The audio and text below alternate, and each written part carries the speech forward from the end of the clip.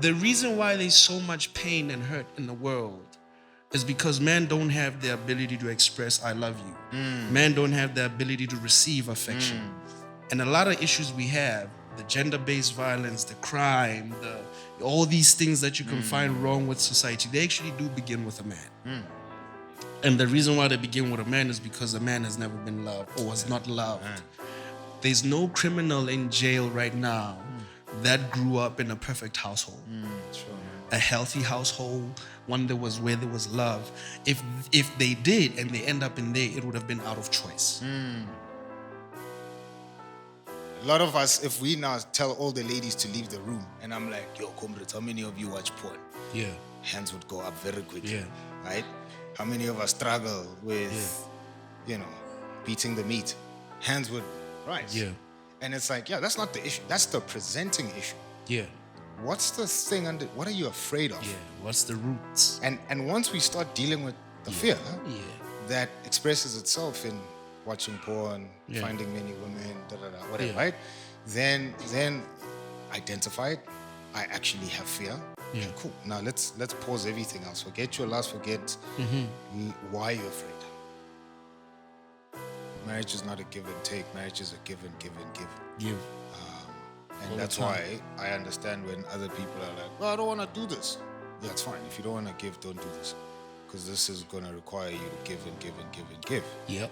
But if I'm giving and my wife is giving, then none of us are lacking. Right?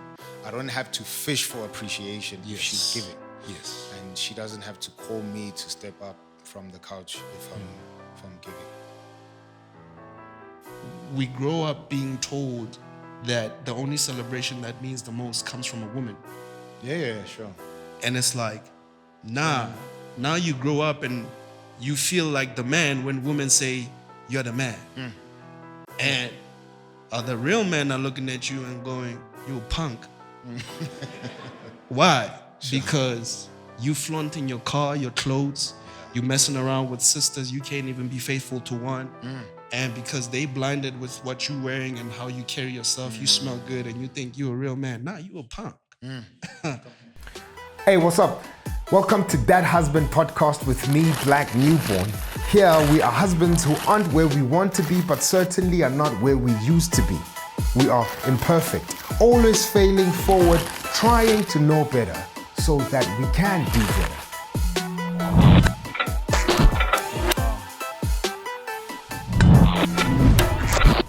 Hey, what's up? Welcome to That Husband Podcast with me, Black Newborn. This is where husbands try to know better so that we can do better. Before we jump into this episode, shout outs to everybody who's been supporting us. If you're new around these streets, make sure that you are hitting the subscribe button, you're hitting the notification bell so that you're updated on every single episode we drop every Wednesday at 11:30. Two ways you can continue supporting us. One, you can go onto thathusband.com. The episode you're about to watch is from our live podcast recording called Beans and Bonds, and there's more tickets for further Beans and Bonds on thathusband.com. So make sure that you are purchasing that. There's our online store as well, so you can purchase merch from thathusband.com. Second way you can support us is by booking me as a speaker and MC, a facilitator for your next event, and you can drop us an email at booking@blacknewborn.com. That's booking@blacknewborn.com. The episode we're going to watch now is from our first Beans and Bonds of 2026, where we featured Mohale, and we were flipping Valentine's on its head. Yellow is the new red, and we were asking the question, how can we as husbands, as male counterparts, fiancés, boyfriends, can be celebrated by our wives, our girlfriends, our fiancés? What does it look like for us to be celebrated? Enjoy this. We'll see you on the flip side of this, and hopefully you'll get to the end. Leave your comment, leave your thoughts so that we can continue engaging. See you then. You good, bro? I was cool until I saw like a whole room of people. Yeah. I'm a little bit, They lovely people. There's one serial killer I met, but everyone else is... What's with you and serial killers? My wife watches a lot of crime channel. Oh, yeah. I used to watch a lot of those. And they started making me paranoid, so I stopped. No, hundreds, bro. Yeah. I always thought my wife was going to kill me in my sleep. You know what I mean? If they could, they would. Yeah. Well, your wife is not reacting, so she's definitely killing you. Anyway, bro, thanks for being here, man. Thank you for having me, man. Appreciate this, bro. Yeah. We're gonna chat about Yeah, how husbands get celebrated or not celebrated. Yeah. How many of us watched Yellow's The New Red in Feb? Yeah, cool. Yeah, the rest of you, I don't know where you come from. Anyway, we every year flip Valentine's. Yeah.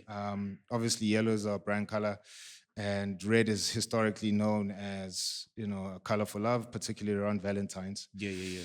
And so 3 years ago, we started asking the question: what does it look like for us to be celebrated? Yeah. And so that's what we're going to be chatting about today. All right, cool. Valentine's passed. What did you get? Valentine's. Yeah. To be honest, Yeah. I don't even throw my wife under the bus. Yeah. But like we didn't really. It wasn't a thing. Okay. Yeah, it wasn't a thing because I don't think it's because we just like it's because she didn't do anything for me or I didn't do it. I don't think we. Yeah, she gets flowers on a random Monday. Dope, bro. I get compliments on a random Tuesday. You get compliments. Yeah. Okay. Yeah. Okay. Yeah. But Valentine's Day, I don't think we did anything that was like just me and her, but we had a thing happening at church. Okay. They had a love banquet, so we pulled up and we danced. That's dope. Yeah, so That's fire. And how do you guys normally celebrate your love? how do we normally celebrate our love? I think it's something that we actually on a journey of really discovering, because sometimes you get married and the way you used to actually like when we were in high school, it was like, what do they call it? What did Bauer say? Puppy love, whatever it is. Sure. And then like when you get older, you start realizing what really truly matters, and then you Yeah. start realizing, okay. Maybe she don't really like the flowers. Yeah. Maybe she actually and the whole idea of love languages, I think it's seasonal. In one season she wants this, in another season I want something else. Yeah. So it's like you just gotta keep learning. I could say how we celebrate love is continuously learning each other in the moment. Stop, bro. To say, okay, in this moment, this is what she wants, and in this moment, this is what I want. But yeah, sex is good. Yeah, I mean, you have 2 kids, so Yeah. maybe the sex is good. Does that hold weight for you as a man? Before I got married, Yeah. I remember I was like, yeah, once I get married, man, I might have, cause I ain't, when we were dating for 8 years straight, I never touched my wife. Wow. She was just like, nope, I'm saved and sanctified. You ain't getting none of this. I say, good God. So when I was preparing to get married to her, I said, oh boy, when I get down there, it's gonna be every day. Yeah. And then I got married, and then reality sunk in to say, no, you don't even have the stamina or energy and the time to do that every day. Yeah. Tell that to the single brothers, please. So, yeah, I mean, but when Sober you're up looking these at it homies. from a distance, you're Yeah. like, yeah. And then when you get there, you're like, actually, you know what? Sex does carry weight for the whole entire marriage. Yeah. But it's not the surface level kind of weight that I assumed it would be. But but we have moments now where you're like, hey, it's been some days. Sure. Get your booty over here. Let me see. Let me see that. That's dope, bro. Is that your love language? Yeah, you know what I'm saying? Hey, dope thing is that they don't tell you when you get married that the first few years you really just trying to discover each other. Come on, bro. So your sex is going to be pretty okay. Sure. And as time keeps going, I think the more you keep doing it with the same person continuously, then it keeps getting better. So it was also like just having the patience and the maturity in the first few years to be like, okay, this thing is gonna take time. Yeah, I shouldn't remember past experiences, and she shouldn't be holding on to past experiences and bringing them into the bedroom. But I could say 5 years in, I say, good God, it's getting better day by day. And What did you say? What did you say? she said, come on, somebody. Come on now. And I remember sometimes I remember it was I was more the one who was more enthusiastic about having it all the time. Yeah. And they call it libido. And I thought to myself once, I said, before we were married and were living kind of worldly, I don't remember ever doing anything with any woman and they said, hey, pull out the libido. Or the lube. No, they're like, pull out the lube. I was like, that's never happened when we were in the world. And then you get married, they're like, oh, you gotta get the lube. Yeah. And you're like, why? Yeah. You know? So it's like, these are some of the things you discover in the marriage. But then the cool thing is that she says to me, hey, I'm telling you our secrets now. Listen, you spoke about lube. I was like, all right, cool. She says to me, off. she says to me 2 days ago, she says, no, not 2 days ago, yesterday after we wrapped up our week, she go, man, we haven't touched each other like in a minute. And it's like a week or so. Yeah. She said, I think this week we gotta do that challenge where we doing it every day. I said, come on, man. All right, cool. I mean, I'm up for the challenge. Let's make baby 3. Come on, man. Sorry, I had to go all the way deep into that. That's dope. All of it is connected. To the single guys, that's not reality, okay? Yeah. So I call this the 5%ers. Yeah. Because there's only like 5% of them Yeah. out of the population of people who are married. Yeah. Most people have sex probably once a week if it's good. Yeah. But the general married population, once a month. Yeah, I mean, to be honest, that's Did you actually hear somebody say, I'm not getting married anymore, but I mean, this. to be honest, that's actually reality of some of the places we come from. Yeah. I mean, I remember I said to my wife, I said, we've had it twice in 4 months one time. She's like, no, it's not 4 months. I said, girl, I'm counting, you not. and it's like, that's the reality of it. It's like, not every season is the same. Hundreds, bro. Sometimes you really don't like each other. Hundreds. And you like, it goes months. And your friends be like, oh man, my wife, ooh, you see them happy all the time. You're like, and all you always do is complain to say it's not happening. I think marriage is a trap. Yeah. And you're like, Paul said, if I'm burning, I should get married. I got married, but I'm still burning. So... Yeah. But the reality of it is that, hey man, these things there's a deeper intimacy that takes place in dry seasons like that physically, where you could actually just be like, you know what, let me hold on to a different part of our intimacy, which I mean, for us during those seasons, I wasn't as wise, so I was like tripping out, and you'll be grumpy because sex can make a lack of sex makes a man frustrated. Yeah. So I'll be grumpy. She say, get me water. I say, get yourself water, right? Because I'm thirsty. Yeah, I'm thirsty too. You out here talking all nicely on your podcast, but you ain't showing up for me like that. But you get frustrated and you just end up saying things and which actually make it harder for her to open up to the idea. So, man, so.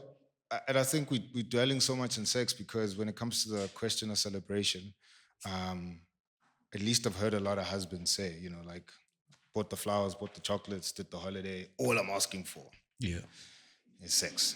Right? Yeah. And it's not a trade-off. Yeah, it's not. There is a sense in which we feel seen in sex, or during intimacy. There's a sense in which we do feel level of being celebrated. Yeah. And I think it's worthwhile just like, dwelling on that and try and unpack that. And before I ask my question, fun fact. Yeah. When lions mate, right, they have sex. Yeah. I think for 3 days straight. In 20-minute intervals. 20 minutes? Yeah. Damn, I need to study them lions. Yeah, they're humping 20 minutes. And then they pause. Then they go on another 20 minutes. Then they pause. For 3 days straight. Oh, man. So next time your wife asks you what your spirit animal is, I must say a lion. Lion. don't be trying to be very eclectic and create. I'm an ant. No, you're lying, bro. You're lying, bro. Did that ever happen to you where you feel like, especially in the seasons when you guys are not having sex, that like you're unseen, unwanted, Yeah. not cared for, that your feelings don't matter, and also was there an underlying thought that like sex for you is just not about the physical act? Yeah. As a man, there's more to it. Yeah. Than just the physical act. Yeah, I mean, when I'm saying with everything I'm gonna be saying today, I'm not assuming that that's every man's posture and position. Yeah, hundreds. Because I do understand we all different. But sex plays different roles for me. There's seasons where I'm cool, like I'm easy. She needs to remind me. What?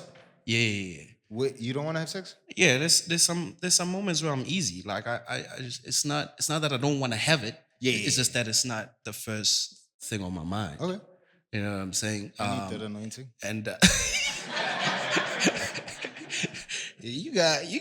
You don't know what I'm thinking about now. Oh, you think? Oh, I mean, we could press pause. We could press pause and Kidding, dog. you could go do your thing. I'm kidding. We could Dog. wait. I'm kidding. But I think in those seasons, it's everything. You feel rejected, you feel neglected, you feel, man, what's the whole point? Like I don't advise any man to say this to their wife, but in my lack of wisdom, I once said to my wife, I said, yo, look, baby, if I go to Spa and I say, yo, I'm trying to get bread, and I get to Spa and Spa says they ain't got bread, I say, okay, cool, I'm gonna go to Checkers. And I go to Checkers, and Checkers says they ain't got bread, I'm going to Woolworths. Yeah. You know what I'm saying? So I said, in the house, you said you don't like doing laundry. Yeah. We got a helper. Yeah. You don't like wiping, ironing. We got somebody to do the ironing. And I said, you gotta give me some wisdom on this one, baby, because if you don't want to do it, you gotta tell me where to go. Sure. Wasn't necessarily the nicest things to say as I get older and wiser. Yeah. But that whole entire concept is like, in marriage, you can't go anywhere else to get specific things. Sure. You know, even there's certain things I get from my bros. Yeah. That my wife can't give me. Yeah. But there's specific things that only my wife or your husband can give you that you can't get anywhere else. And getting them anywhere else will actually be messing with your covenant and your vows. So in those seasons I was feeling rejected, and I even had to say to her sometimes that you're not necessarily, I know she's not necessarily intentionally trying to reject me. Sure. But every time I try to touch you and you say, no, not now. Or no, let's do it later. And I remember having to say to her one time, I said, it's every single time I try to make a move on you, there's always a reason why we can't do it. You know, and sometimes it's legitimate reasons. And sometimes you just be lazy. You know, and I said to her, psychologically, it's doing something to me. Yeah. That every time I reach out, you say no. Yeah. And we may not see the fruit of it now, but as time goes where you're continuously being told no, even when it happens after you said no, as time goes, it puts me in a posture where psychologically I might actually just stop. Yeah, sure. And not reach out. Sure. So I think you know, sex does play a great role for man. And I think especially in moments where you know that this is the only place I can actually indulge in this thing. So if this one area you feel the most rejected, the most neglected, it kind of speaks to also like, it's like, hey, what's wrong with me? Yeah. 100%. Like, am I not fine? Like, I mean, when I walk out, like, I go to the grocery store and hey, I could tell CC at the tiller is shaking. And like, She's thinking about your She bread. like, ooh, you smell good. Ooh, Yeah. your eyes are pretty. Ooh, I got pretty girl. And then you can see and it's like that's the reality of it. I heard my spiritual father said he was teaching on relationship. He said, ladies, the one thing you need to know about your husband is that the moment you say no to him, automatically in his default setting, he's already looking for a different solution. Sheesh. And it was like, I said, oh yeah, funny enough, that's the reality of everything, the way we wired. If I open this door and I'm trying to do something, whether it's business or try to do a podcast or do something, and things are not, every door I try to open kind of doesn't open, I'm trying to figure out, okay, how can I open a different door? Right? And it's not necessarily that when these things happen, it's to say he wants to go and actually cheat. Yeah. But it's just in our DNA, we wired to find solutions. So whenever I bump into a problem and this problem is too hard for me to actually deal with, or I'm like, okay, how can I find a way to deal with this thing? Yeah. You know, how can I find another store to buy bread? You know what I'm saying? But it's not, it then takes self-control, endurance, and being able to have the wisdom of God in those moments to be like, all right, cool.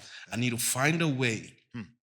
Since my wife is rejecting me in this season with this, for whatever reasons, right? Because some woman it's not necessarily the mere fact that she just being lazy or she's not interested in meeting your needs. Some woman is actually real medical issues. Yeah.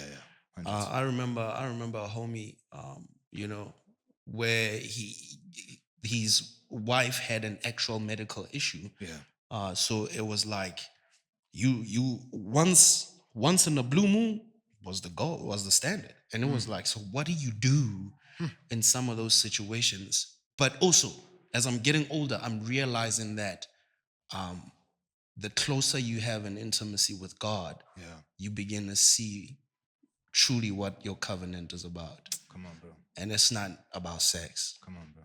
Right? It's not about her getting everything she needs. You know, it's about actually building something that truly reflects God in it and gives God godly offspring. Come on, bro. So it's not yeah. I get to a point where I'm like, okay, cool.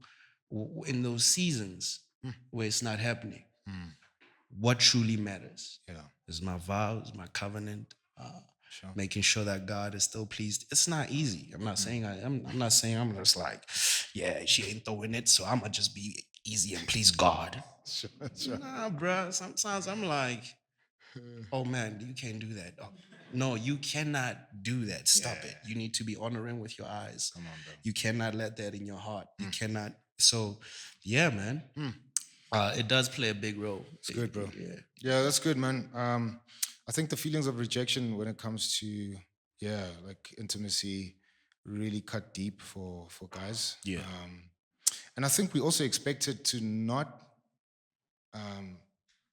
it seems ridiculous when I say as a man that feeling rejected cuts me deep. It seems stupid. It seems ridiculous. It seems pathetic. You need to get over it. You're a guy. Yeah. Solution driven. Figure this thing out. Yeah. Right. Don't go cheat. Yeah. Don't watch porn. Yeah. But You better not masturbate. Yeah. Don't do that. Don't do nothing. Take a cold shower. Yeah. Be okay. And sing Hillsong. Yeah. In the shower. Yeah. Let's figure this thing out. Right. Open heaven. But come on now. Come on now. Anyway, but you're not. But you're not generally expected to even express any sense of the psychological damage that level of rejection causes, which also sometimes unearths all those other times you weren't celebrated in every other respect. Yeah. When it was your birthday, we didn't make a big deal about it because you're a boy. Yeah. So we'll buy your sisters gifts or we'll make a big deal. But for you, it's like we don't need to. We ain't going all out. Yeah. Yeah. If we go all out, it's that one year we bought you a bike. Yeah. And you need to be grateful. Right. But any other year that you expected something, it's like, especially if you're an older brother. Yeah. We need to take care of the younger kids, and more particularly if they're girls. Um, and then you go to school, you do your best, Yeah. right, comrade?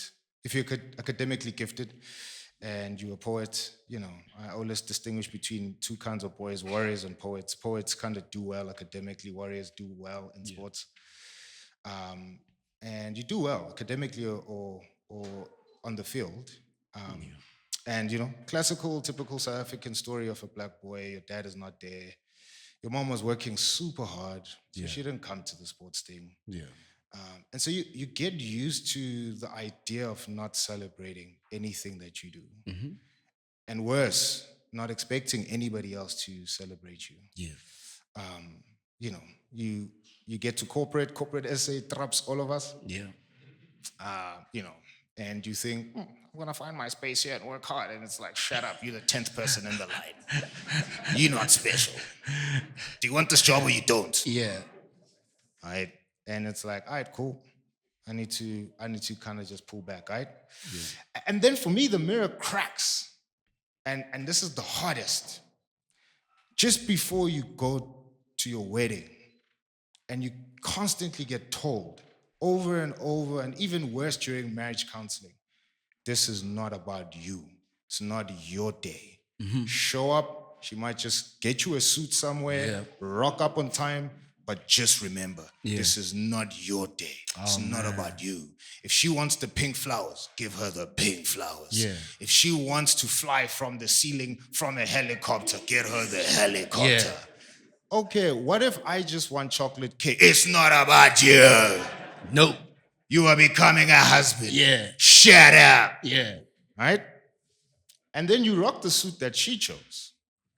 She didn't even like the ring that you wanted your ring, dog. Yeah. And you wanted X-Men in the ring. Yeah. Wolverine. You wanted Wolverine. Yeah. Dog. It's the one thing you wanted. Yeah. And she was like, not my husband. Yeah. Yeah. Are you a boy? Wolverine when? When? All right, cool. All right, fair. All right. Yeah. And then you hear it from the guy who's doing marriage counseling, husbands who want to give you well-meaning advice. Yeah. Just show up, dog. And I'm like, yo, man, like all my life, I've just been told to show up, don't be celebrated. Nobody was there. And so then I get into marriage with that posture, and my wife doesn't, and I'm not saying this of my wife, she's amazing, but then she doesn't even go the extra step in trying to figure out how to celebrate you. Yeah. And then we fall into the, let's buy you socks, let's buy you ties. Hey, rather don't buy me nothing. Yeah. So I'm like, all of that, by the time you get rejected intimately, it's not me sulking. No. It's all the years of not being seen. Yeah. It's even how we entered into this marriage where I was asked very politely. Yeah. It's not about you. Yeah. Do not show yourself. Yeah. Do not be seen. Yeah. Do not make noise. Yeah. Just come, stand there. Yeah. Right? And I always wonder, me and my wife had a bet when we got married, who's gonna cry first? Yeah. Right? This chick ruined the bet. Right? She cried as she was getting out of the car, and I was like, Suga, this is not even a challenge. Right? But all of that to say, I even wonder sometimes when I see the TikTok videos of the guy crying. Is he crying? Is this comrade crying because he's happy? Or he's crying because he's ain't like, even the suit I wanted to wear. I don't even wear underpants. I wear briefs. And now she put me in a Speedo. Yeah. I was fine. I'm like, why is this homie crying? Yeah. Right? And so I'm like, man, that thing is drilled in us, bro. Yeah. So again, by the time she hits my hand, the 10th time to say, don't touch me, I'm like, yo, man, like, what do you expect of me? Yeah. How has that played out for you? And just conversations you have with guys as well. Yeah. Can we even demand for us to be acknowledged, celebrate? I'm not even talking about respect here. Yeah. I'm not even talking about honor, right? That's another podcast. Yeah. I just want to be seen, man. Yeah. Yeah. bro. So I think in entirely tradition, culture, society, or whatever else is out there, the devil. Um, Yeah. they've found a way to gender specify needs that are actually human needs. You know what I'm saying? So like, you talk about safety, right? Yeah. And it's like that's a human need. Yeah. Yo, I like being safe. It's not a woman thing. It's you know what I mean? Like I don't every risk I take is Yeah. calculated. Yeah. Period. If even if I'm speeding on the road, it's like my wife will be like, "How you gonna take that turn?" I say, "Girl, it's calculated." Come on now. You know. So, So sorry to cut you off, bro. But when we go on holiday, yeah. I can't settle the first 3 nights. Oh wow. Yeah, because of that safety thing. Because it's a new place. Yeah. Because I know Oh, I I know feel the you though. house we live in. I feel you. So if I hear any noises, Yeah. you're gonna meet me with my underwear. Yeah. That's Yeah. Yeah. I'm not Yeah, putting yeah. any pants Yeah, on. yeah, yeah. We add it. That's true. Right? It- I'm gonna fight with more than one weapon, right? Yeah. That's all I'm saying, right? yeah. But when we're on holiday, Yeah. bro, I can't settle. Yeah. Cause I'm like, I don't know the noises here. I Yeah. don't know if that's a bear or it's a I don't know the snake. roads. Umtagati, I'm not sure. Yeah. Yeah. Right? And then I have to think, okay, what room is my kid sleeping in? Yeah. How far is it from the room we sleeping in? Yeah. You know, if any, I can't settle because of Yeah. that safety thing. Yeah. So anyway, I just So wanted even when you drive in here, like you observe, okay, I saw two gates, and I saw actually I think there's something on the other side. So when I drive in, I gotta be able to walk into the space and actually be like, "Hey, oh, D." hundreds, bro.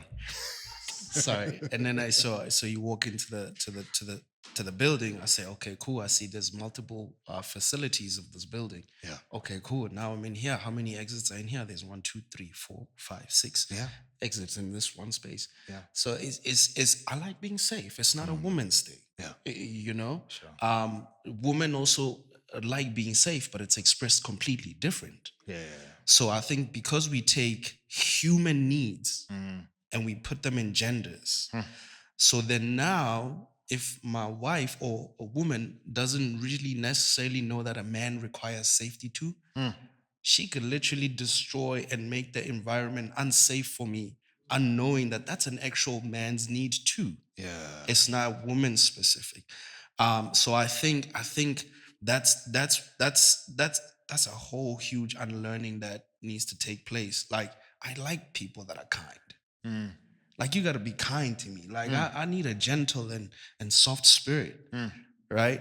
I'm not aggressive unless if I need to be. Come on. Man. Yeah. And it's the same thing a woman is. Yeah. She may be more wired to be gentle, but mess with her kids or mess with something that's close to her. You see an aggression and you be like, you can't say to her, "Why you aggressive? It's a man's thing." Nah, it's things that humans express, right? And I think celebration. That's why you. And I think, man, like I said, society, traditions, cultures, and all these things have done all these things that have wired people to think, no, this is a gender specific thing, where else is a human thing. Like Valentine's is a woman's thing, you know, and anniversaries, they feel like a woman's thing. There's nothing that actually feels like is a man's thing. Yeah. So when you start having moments where you're like, nah, we ain't painting this wall green. I want it to be, purple. Yeah. Because it happens at home too. They tell you all those things. It's not about you. The wedding's not about you. You get home, they're like, okay, let her build the home. She's the one that picks the furniture. I'm like, but I like architect. Yeah. I like interior design. So what happens? I like to think about how comfortable my bum is gonna be on a chair. Exactly. Can I be part of the decision to decide what chairs we buying? Yeah. Yeah. So those are human needs, and I think like even with some of the most serious issues we see in our society in South Africa, like gender-based violence, Sure, man. right? That's only for women, Sure. Like Spotlight. it's gender-based violence when it's women only, and it's not gender-based violence when it's towards a man. You get what I'm saying? There's men that experience certain things and they're like, I'm not going to the police because if I go to the police, they're gonna say, shouldn't you have liked it? Oh, what you mean? Like, come on, bro. You know what I'm saying? So it's like, and that's how everybody is being wired unawarely. And they say a happy marriage, a happy wife is a happy home. And it's like, nah, that it don't work like that. A happy home is based on two people that are actually happy and fulfilled. And there's peace in them. You know what I'm saying? Yeah, shout out. Never heard men clap this loud. Here we are. But I think because there's so many things that are wiring both genders to see things in boxes. Yeah. And I'm like, no, we are all human. If we start addressing each other with our humanity first and not our genders first, you'd realize that, safety means something to this guy. You know what? There's certain things I need to allow her to flourish in because it's okay. That's what speaks to her. That's good, right? You know what I'm saying? But just because it speaks to her, it doesn't mean it can't speak to another man. And we define our genders based on, excuse my French, stupidity. Right. And it's like, you're in daughter when you do this, or you're in daughter when you do that. And once we start touching, you're a woman when you do this, it doesn't land. No, it doesn't land. You messing with bad, that's bad territory. You don't go there. You don't tell a woman what submission is. Sure. But she gonna tell you what a man is. Yeah. She gonna tell you, a man needs to do this, a man needs to do that. How about I just be a man? Yeah, sure. Yeah. How about you just be a woman? Be a human. Yeah, like just be human. Sure. And we'll find ways to celebrate each other in that. It's the same thing, bro. Like if I interact with you and I start learning about you to say, oh, you enjoy coffee, right? Then I interact with D and I'm like, oh, D like green tea. Come on now. If I bring you green tea, that would be miscommunicating what makes you safety, what makes you feel safe. You won't feel safe. You'll be like, oh man, this joker don't really even care about me. He don't really know who I am. He keeps bringing me green tea when he knows very well I like coffee. Sure. And that's where I think sometimes women miss the ability to celebrate us. Because at the same time, you generalize me with all the men in your life or all the men you've seen or what a man must do. And you come to me and I'm like, nah, bro, I like, Egyptian cotton. I like nice linen. You know what I'm saying? I want to go for a facial. I want to go for a spa. Come on, bro. You think all these guns is just nice to have? No, they sore. I need to go for a spa. Come on. I need to be like, massage. So, and it's like another man is like, nah, I'll never do a spa. Yeah. Sure. Or you think women only enjoy spas. Or you mistake a woman to like a spa and she's like, nah, I like going to the gun range. Then what? How many women like to go to the gun range here? Okay. It's good. So I think, bro, We've seen how many murders. Anyway, just to wrap it up, Woman scorned. I think there's a way we could really just learn how to celebrate each and every individual human being just by actually demystifying this idea that human needs are gender specific, because they're not. They are gender specific things, but they certain things that are just human specific. Bro. Yeah, that's good. Yeah, that's good. And I think that last caveat is also important because we're not saying that God in his wisdom made us different for no reason. He did make us different for a reason, and so there are things that make us distinct from each other. But I think the conversation is around celebrating us. And we distinguish between men not being celebrated because the spotlight has been on our wives, our sisters, Yeah. girlfriends. And to some extent there is legitimacy, but I think the thing we fighting for is when we celebrate our wives, let's not do so at the detriment of not celebrating ourselves, right? Yeah. Or society overall. If we're going to champion how amazing our wives are supposed to be, let's not do that trampling over men. Yeah. Right? As though we're not human, as though we don't have feelings, we don't think about these things. Yeah. Do we celebrate ourselves and each other as men? I don't think so. I don't think man, let's remove the woman from it. I don't think man know how to truly celebrate man, Yeah. because since we so solution driven, competitive, and all those things, we mistake solution driven, being competitive, with we turn that against each other instead of using it for us to be a force to do something amazing in the land. Sure. So because you got a podcast and I got a podcast, I ain't gonna celebrate you because you treading on my territory. You talking about husbands and men. I'm like, nah, that's my thing. Homie wants me to come to his podcast. I ain't about to do what's beans and bones. I could feel that energy in the spirit, bro. I'm just glad he confessed. You know what I'm saying? I could feel that in our communication. It's I like this homie. I'm like, Just nah. because you have guns. Anyway. I'm like, bruh. So I ain't gonna pull up for home. Nah, I ain't gonna do that. And when if I do come, it's gonna be like, oh man, it's all right. Yeah. Yeah, it's all right. Like, I see. Sure. It's because men are usually threatened. Yeah. Or insecure men. Let me not say man. Yeah. Insecure men are threatened when another man is doing well. Sure. Right? Sure.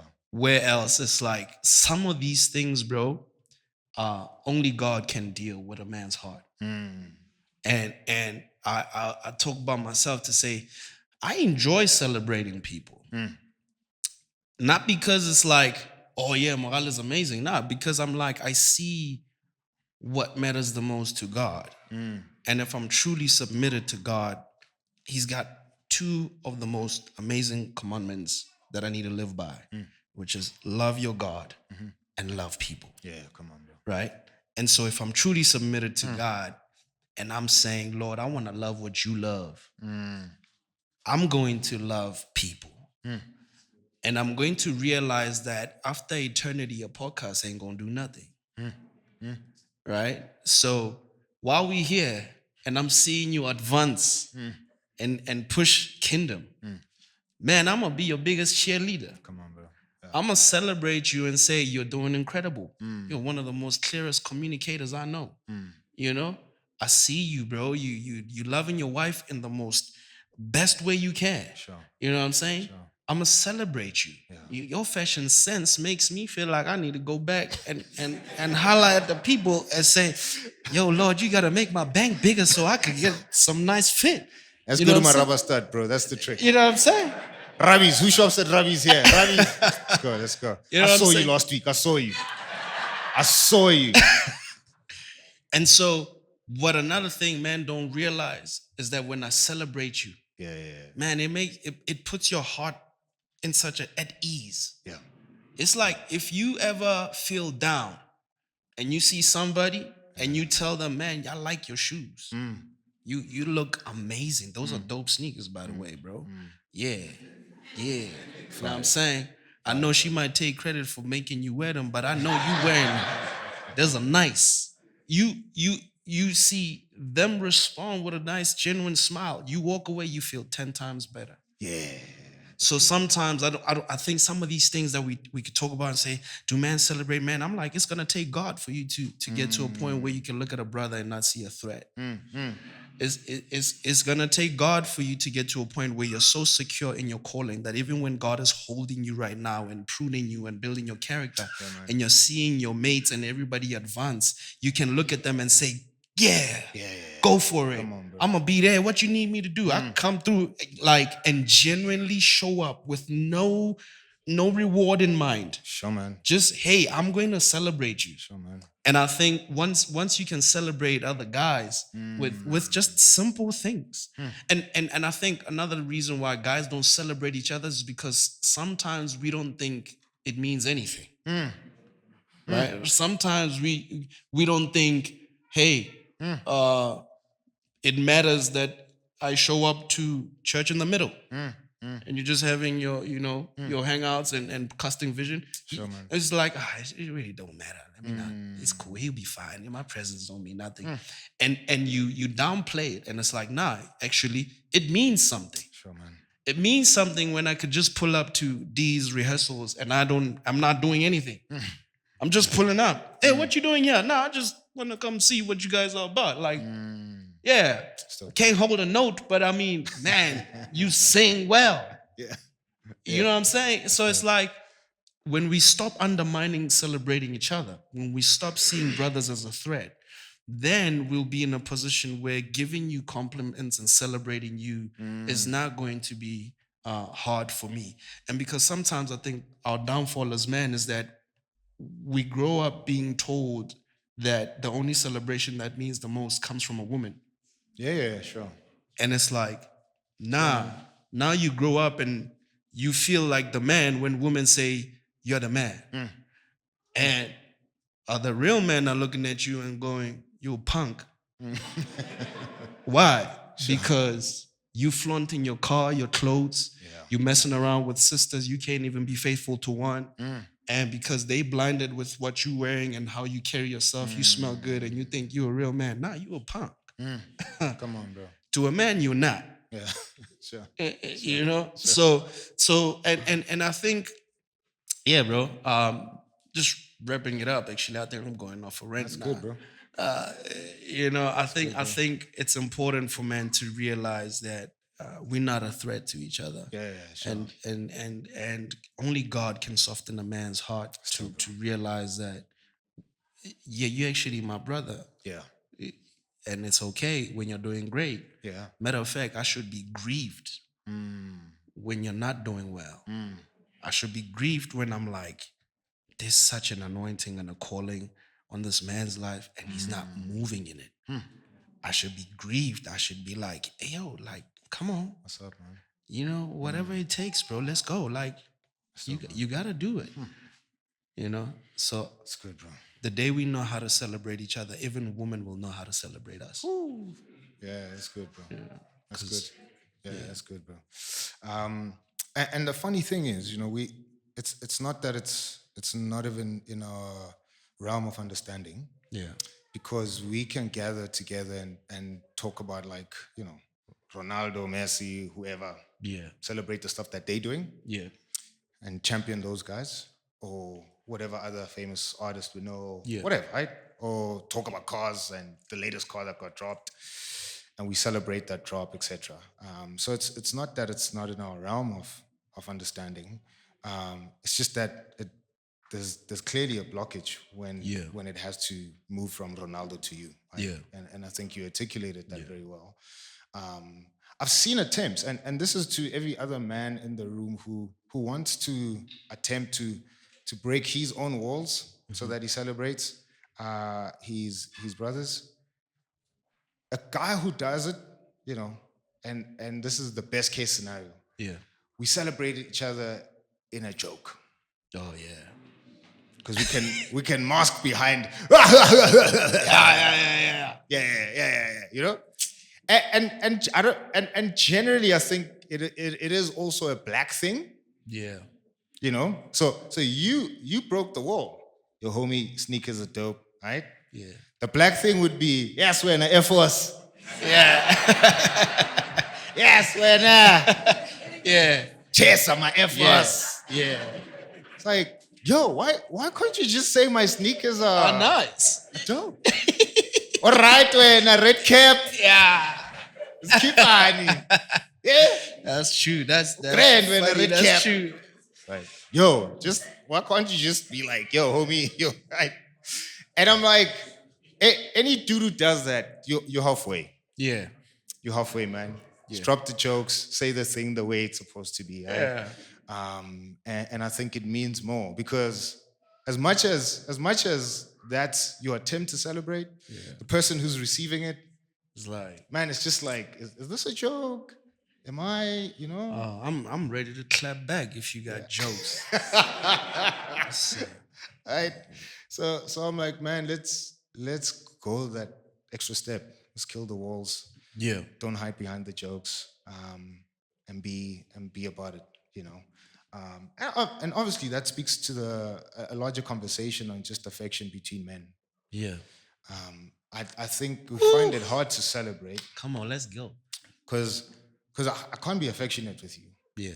as a man. It's not that I don't possess the ability to. Yeah. I'm just conditioned not to. Yeah. Right? And so if I find it super awkward, you greet a guy and we dab. Yeah. Right? So for the ladies, let's maybe qualify something. There's a dab that you feel. Yeah. There's a wet fish, right? Where you're like, come on, my homie. Come on. Like respect me. Don't give me a wet fish, right? Yeah. But there's something in between. Yeah. A real dab and a wet fish. Yeah. And that's affection. Yeah. Because you go in for the dab, but it's actually not a dab, it's a tap so I can hug you. Yeah. Oh! And you can feel the homies like, okay, bring that hand back. Don't. Yeah. Yeah. Don't. Because you go in for the tap, I'm gonna embrace. I felt those. Yeah. It's like, no, come back. Yeah, and the homie's like, what are you doing? Yeah. I know where that hand is going. Come back. Yeah. Right? And it's in those moments where I'm like, yo, man, it's okay, dog. Yeah. And it's fine. I'm not saying all of us should be huggers. Yeah. Not. But it's just, as men, I'm like, I know there's more at play than just not you being a hugger. You don't even know that you're a hugger because nobody has hugged you. Yeah. I'm hugging you now. Yeah. Healing your traumas. Yeah. But there's that though. It's like, yo, man, we don't have language around being affectionate, and it just feels unnatural to us. Yeah. It's when I say I love you that I have to add a bro at the end. Yeah. Because the bro makes it feel like Yeah. it's not good. Yeah. Yeah. I remember saying to my boys, I was like, yo, let's try it. Yeah. Don't say you love me, bro. Yeah. I say you love me. He's about just say you love me. Yeah. Right? Yeah. It like you feel like there's vomit coming after that. It's like, Yeah. hey bro, I love you. Yeah. I hope you don't take it the wrong way. Yeah. Just I love you. Yeah. No, I love you, dog. Love you, my dog. Love you, bro. Love you, brother. Yeah. Just look into my eyes. Yeah. Stare deeply into these beautiful brown eyes. Yeah. And just say, I love you. I love you. Yeah. It feels weird saying it. Nah, I'm easy. Doesn't be good. How have you navigated that, dog? Hey man, how did I navigate that? I mean, I grew up. Also I think being black plays a huge role. We don't grow up in families where we see love being expressed in that way. Sure. You know what I'm saying? Sure. I mean, I remember when I first when I started doing church ministry. It's then when it hit me to say, oh, my mom has actually never said I love you. Right? Because I grew up in a single parent home. My mom has never said I love you, but she shows me she loves me. Right? It's like a black parent don't say, I'm sorry, my son. Like, I've never heard. No, my mom has never said, I'm sorry, my son. But when she's done something wrong, she'll show with her behavior. Yeah. Oh, but we have a TV. Like, she said what I'm saying. Yeah. We eating quarters for supper. Okay. Yeah, like, oh my That's gosh. what we're doing. Okay. You know? So it's when I first started realizing that, because I was still a bit younger, it used to bother me. Like, no, why other kids, their parents say I love you? But now, and I remember, guys, it's really just Jesus, a whole lot of these things. Yeah, right? I remember he said, all right, cool, you try it. You tell her.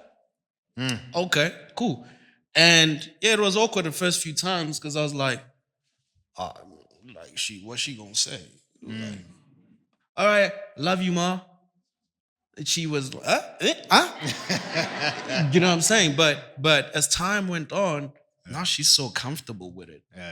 You know, she'd tell me she loves me now. Like easy. I don't even sometimes I'm the one who be like, all right, cool, holla. She like, I love you. You know what I'm saying? And then also just realizing that because we don't grow up in those spaces that create that, we have to be the ones that are willing to learn those things.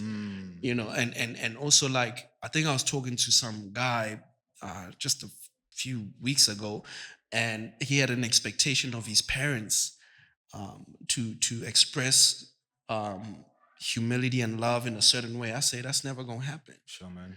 And you expecting that from them is actually going to lead you to disappointment because then that's not how they were brought up. And you could look at your parents and you can see that they are struggling with anxiety and depression. But for one, I get stress. Stress, yeah.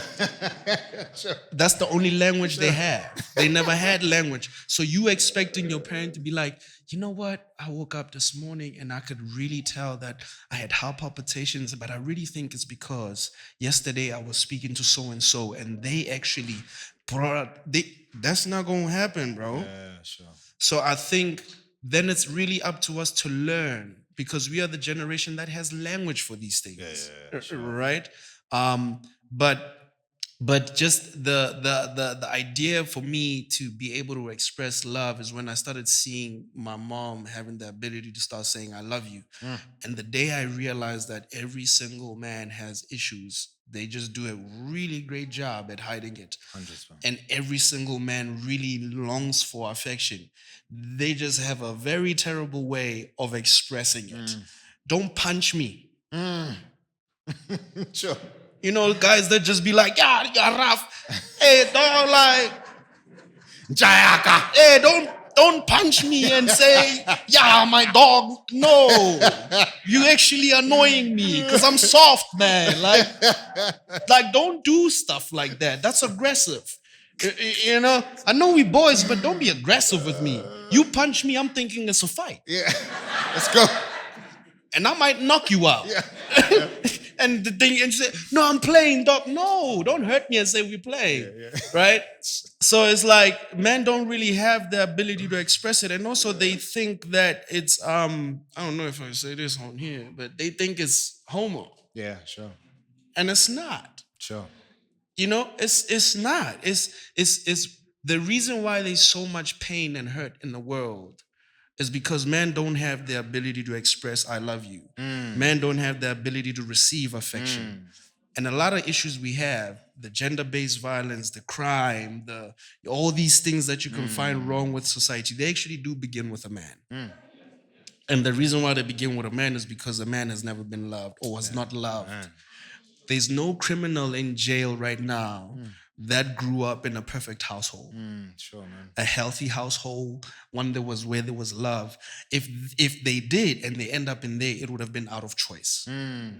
But majority of them, when you start breaking down psychologically what happened, you start realizing, oh, okay, cool. Even with the worst of the worst crimes, you realize, oh, the reason why this man continuously abuses women, they actually had an incident where they were actually raped when they were young. Yeah. Or something happened to them. So then the idea of what affection looks like is already polluted and tinted. Yeah. 100%. Some of us may have not had crazy experiences like that, but just the rejection in the household. I remember my bro came back, my actual biological brother came back from the UK one time, and I was still a teenager, and I saw him, and I was so excited to run and give him a hug, and he said, hold on, partner, we don't play like that, right? At that young age, I was like, ooh, okay, he don't like me.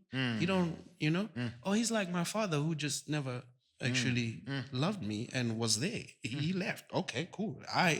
It took God, bro. Yeah, man. God has softened my heart. God has softened my heart in such a way where I'm cool with the fact of looking in your eye and say, I love you. Come on, bro. Because that's what men need. And I think because we need it and don't know how to say it, we express it through different things. I remember I was in Polokwane Because I'm from Polokwane. I think probably 2013. Yeah, life was showing me flames. Yeah, I was on all kinds of drugs you could think of, right? And I remember riding in the evening at about 2, 3 a.m. Right, high and drunk, music blasting. Come on now. And it hit me. It said, and something sunk in my heart to say, why are you driving at this time of the night, high, intoxicated, risking your life? You could either die or you could go to jail. Why are you doing this? And instantly, my spirit said, you're looking for love. Yeah, 100%. I said, oh, yeah. I think I'm searching for love. And I'm cruising through these streets and I'm taking these drugs and I'm drinking this and I'm, with this group of people and I'm going to these clubs and I'm doing all of these things. But the one thing I'm really looking for is love. And I'm not finding it. Or when I do think I've found it in the moment, it evaporates because it's not true love. So then it was like, oh, okay, cool. Because there's some man that in your DNA that the life you're living is not the life you're called to live. Sure, man. Right? And you keep doing these things like, yeah, it's Paul. Paul, he'd be like, the things I want to do, I don't do them. And the things I don't want to do, I'm doing these things. So it's not me, it's the sin in me that's making me continuously do these things. Sure, man. So it's these men that I definitely know. So I say to my wife, there's 2 types of guys I know. There's a guy who is a great guy. He doesn't wake up in the morning and say, let me find out how I can mess up my family today. No, I think there's healthy people that don't do that. I think there's men that react and respond in an unloving way in moments because of pressure. But generally, they cool. And sometimes you listen and say, man, no ways. Him, there's no ways.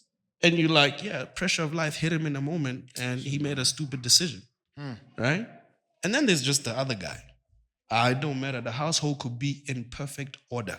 The wife could come, when he comes home, there could be lingerie, everything ready for him. Every day. Food, everything set up for him. Like, his life, Food and food. everything is good. Yeah. Right? But he just keeps messing up. He doesn't have a conscience. You could give him the world, he would look for the moon. You give him the galaxy, he would look for something. And I'm like, yeah, you got to be able to differentiate with these 2 guys. You could give him the love in the world, he'll still look for something. That's good, bro.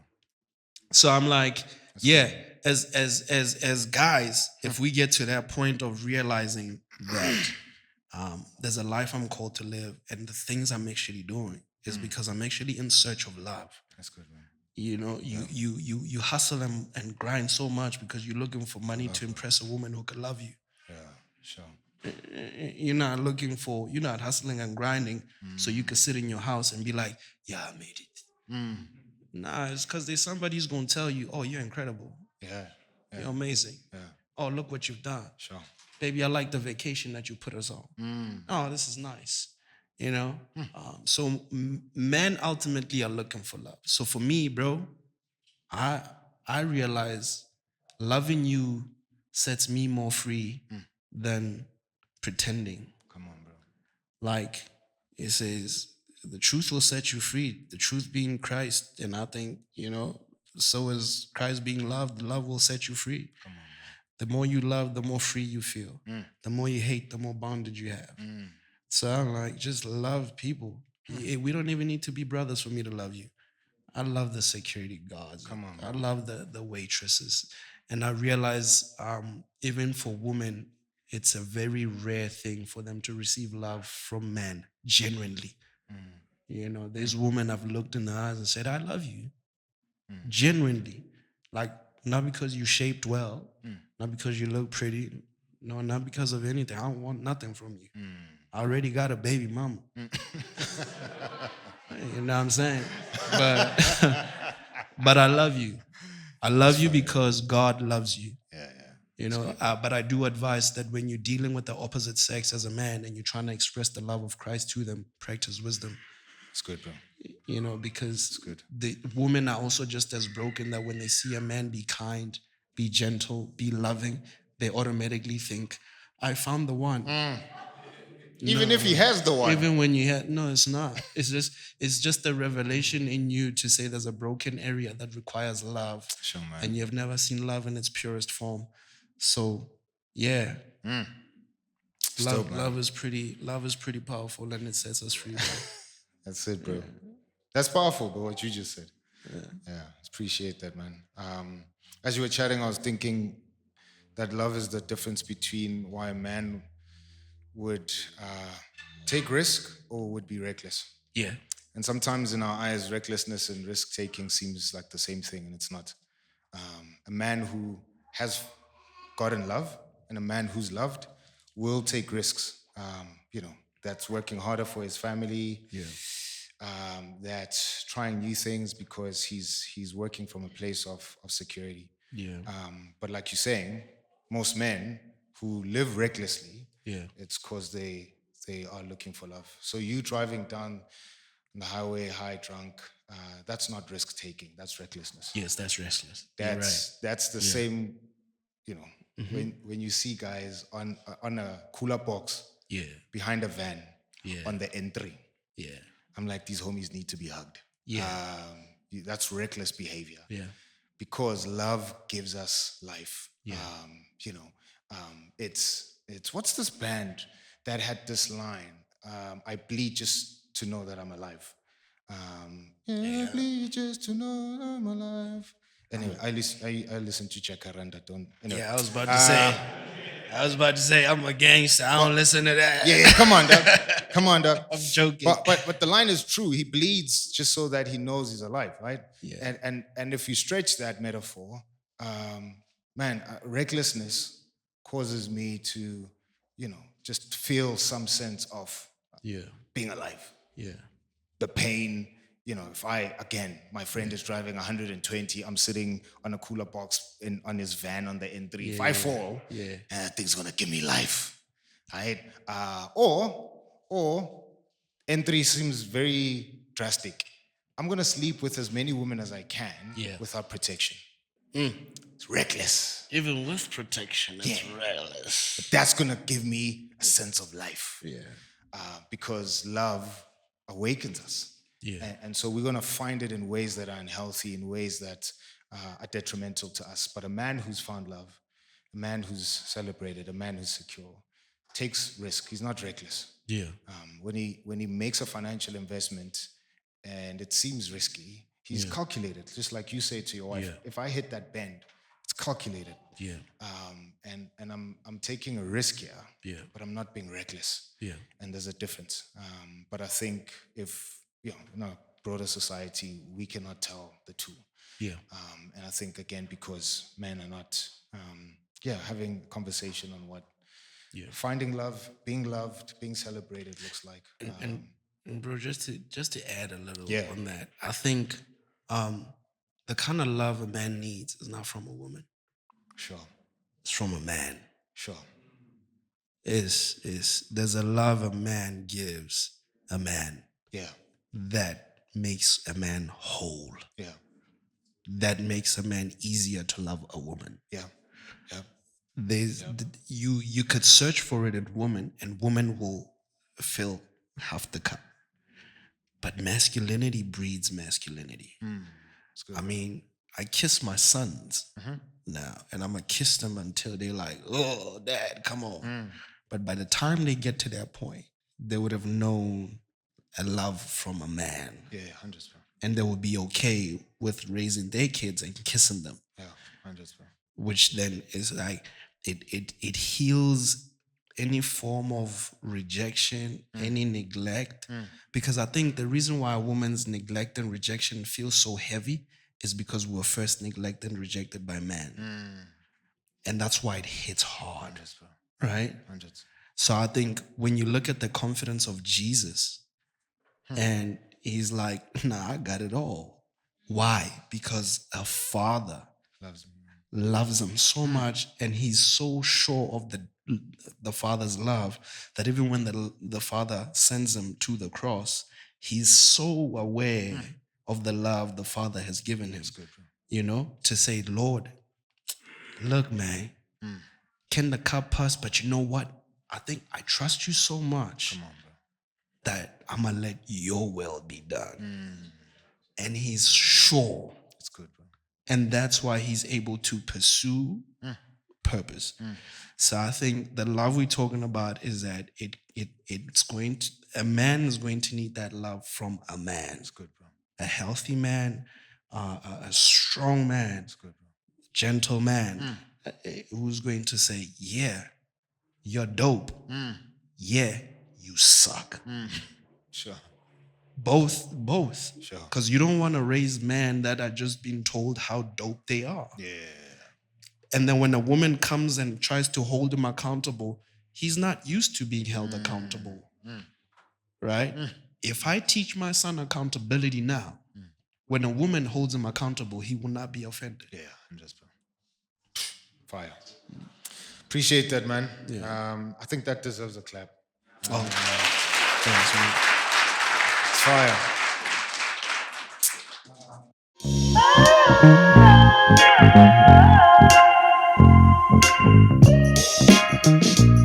Hey, what's up? Black Newborn here, That Husband Podcast, man. Thank you so much to everybody who has supported us by buying all the merch. Merch is done, but we heard you.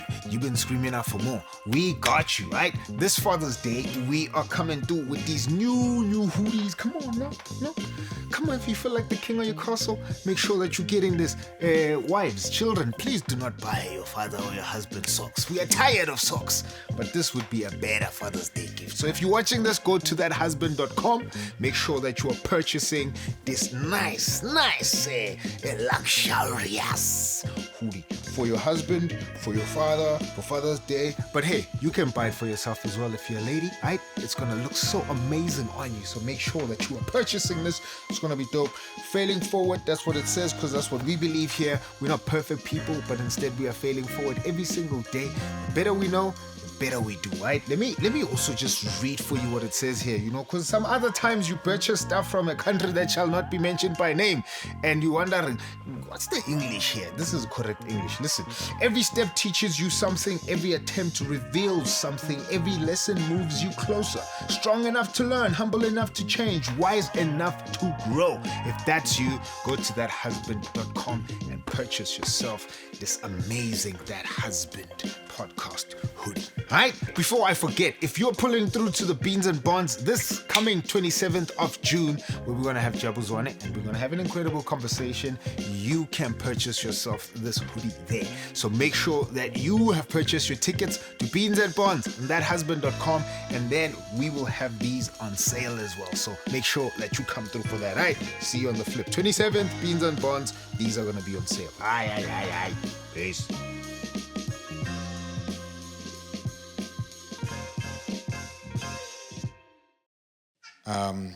Before we went on our break, we were speaking about affection between men. Yeah. There's a homie of mine. It's a terrible story, but it's funny. So he this is like, you know, post apartheid, 94, 95, black kid goes to a white school now. Yeah. Anyway, so he gets dropped off at school by his dad, right? And he gets out of the car, so he's obviously trying to figure out, like, when in Rome, Yeah. what do the Romans do, right? So he's like looking at all the kids, is observing how they interacting with their parents. And so just like you, all the parents, you know, kissing their kids. Yeah. And so he's like, I bet. So he says goodbye to his dad and he leans in for a kiss. Yeah. I'm surprised he's alive today. Right? Yeah. So he leans in for a kiss and his dad is like, what the hell are you doing? Yeah. Right? And then he's like, let's get your ass into school. Yeah. We'll talk about this later. Yeah. First week in school, you're already kissing, man. bro. So he's confused. Yeah. He's in grade 1. Oh, man. So he walks into school and is like, what the hell just happened? Yeah. Right? After school, parents pick up kids, they kiss again. So he's like, I'm not doing this. He got scolded, bro. Yeah. For days, bro. You know, for the sake, I mean, it's fine. You won't know him. There's a bunch of Debochos in the world. Anyway, his name is Deboch. Yeah. So his dad is like, Deboch, let me tell you something. Yeah. Gemuna. Yeah. Gemuna. Yeah. And if you dare ever again, try and kiss me, It'll be the last kiss that'll you be get. the last kiss of your life. Right? Ruined, bro. Right? And so I'm like, we have to grow up from that Yeah. to try and figure out what Yeah. affection looks like when your own dad, and he could have probably spoken to him better. Yeah. Could have told him why it was awkward for him, but he doesn't. I mean, to your point earlier on, the dad didn't grow up with Yeah. any space for him to kiss other older men. So Yeah. so that's just a no-no for him. Right? Yeah. But then Tebogo grows up in a world where he thinks, I can't hug a man, Yeah. can't kiss a man, can't be affectionate, can't do that. You know, and that's where we find ourselves now. So when men are affectionate, fathers particularly, Yeah. it changes the climate of the household, changes the culture of the household. Yeah. You know, when a father takes his family to church, Yeah. there's a 90% chance, 97% chance that they'll come with him. Yeah.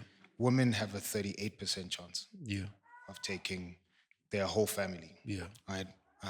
Most of us went to church with our grandmothers. Yeah. But when you look at the rest of the family, Yeah. your uncle was like, Yeah. I'm going to go get drunk, sit somewhere. Your aunt was probably partying somewhere. Your cousins came to church with your grandmother once every blue moon. Yeah. Had your grandfather said we're going to church, Oh, you go. that whole household was going to church. Yeah. Right? And it works the same way with affection. Yeah. When kids see their fathers worshiping in church, Yeah. they have very little context on gender roles. Yeah. But naturally they know who's who in the zoo. Yeah. They know that my mother's nurturing. They can't articulate that. Yeah. But naturally they know that they go for nurturing to the moms. And they see you and your strength, your stature, you're a big character. I mean, you clearly have guns. I don't know what my kids think of me, but anyway. And they clearly see that. Yeah. And so when you worshiping in church, Yeah. it gives them language and freedom to do the same thing. Yes. Because for them, if this brick Yeah. could cry out to a man he doesn't see, Yeah. then there's something about this thing called God, Yeah. right? And it really breaks something in the kids to then open up and worship, right? And so even at home, if I don't kiss my wife, I'm not affectionate with her. Yeah. I don't say I love her. My kids are easily conditioned by me Yeah. compared to my wife. Because again, naturally they expect that from my wife. Yeah. But when they see it in me, that gives them confidence to think, clearly this is a thing. Yeah. Right? And we saw it with our kid when she was a bit young. And anyway, so we kiss in front of her, age appropriately. Akshap msari wa kakalamza in front of my kid. Roma. Shape kalamza, just lick her flow. Yeah. So age appropriately, we kiss. Yeah. And that really shaped how my kid sees love. Yeah. So much so that she became an advocate to defend us when other kids are like, yeah, your parents are kissing. Yeah. And she's like, yeah, y'all are weird. Yeah. Like, why aren't your parents kissing in front of you? Yeah. Right? Go home and question them. Yeah. Mommy, why you not kissing dad? In fact, she said to one of her friends, no, this is what marriage is. Yeah. This is what love is. Oh, yeah. You clearly don't know what love is, right? Yeah. I'm like, yo, that's a bit harsh. You guys are 5. But try to fat and say, that's a very young. That's a bit harsh, my kid. You 5, right? But it's, again, when we show affection, bro, it's not just, again, physical thing. Yeah. It's not us just wanting to have sex. It's not us wanting to just be touched. In God's design, that thing shapes, trains, builds a culture, Yeah. disciples kids, changes your spiritual climate of the home. Yeah. And it's a note again for us as men to say, be a human. Yeah. You have all of those emotions, express them, walk in them. If you're struggling with that, talk to other dudes. Yeah. Find language around that Yeah. stuff. I think it's Jason Wilson who says, and I think it's a cheesy acronym, but because I'm too particular, but he uses the acronym thug. Yeah, you were at Back to the Garden when Phineas shared that acronym. Yeah. From Jason Wilson. Oh yeah. The acronym thug. Yeah. And he says all men are thugs. Yeah. Traumatized humans unable to grieve. Yes. Right? Thug. Yeah. I mean, listen, when he breaks it down like that, it's dope. But the artist in me was like, that's cheesy. Anyway, but it is true. We are traumatized humans unable to grieve. Yeah. And we keep on passing that trauma if we don't do that stuff we were speaking about in the first half. Hug each other, look each other in the eyes, and say we love each other. Yeah. Show affection in front of our kids. Yeah. Go to church, stand there, sing. I know it's hard, and that's a whole other conversation, but it's hard. But do it, right? And stumble your way through it, because it's not just for you. Yeah. But it's doing something greater than what you insecure about, what you really, having a hard time with. I think it does more. In fact, not I think it does do more. You know what I mean? So anyway, just wanted to say that, bro, in light of what we chatted about in the first half. I don't know if you want to add to that or. I think also as guys, we gotta be really, we gotta choose what kind of influence we want to have. Yeah. Right? You're like, you could look at, there's people you look at and you're like, oh man, that guy's dope. He's a great guy. You find inspiration from them, right? So you could be the guy that looks at people and find inspiration, or you could look at inspiration and say, I'm going to be inspiration. Because either way, you are influencing your environment and your people around you. So you could choose to be the guy who's just always following, and cool, follow. Yeah, follow every day. You could be that, or you could choose to follow and lead. And I think that switch also happened for me, where it's like, they look cool kissing their dads. They look cool. Those guys look cool pushing strollers. Those guys look cool loving their wives. Cool. Like, I like that. And then I said, I want to become that. Stop, bro. Whereas other people look at the fact that, well, my dad was not there.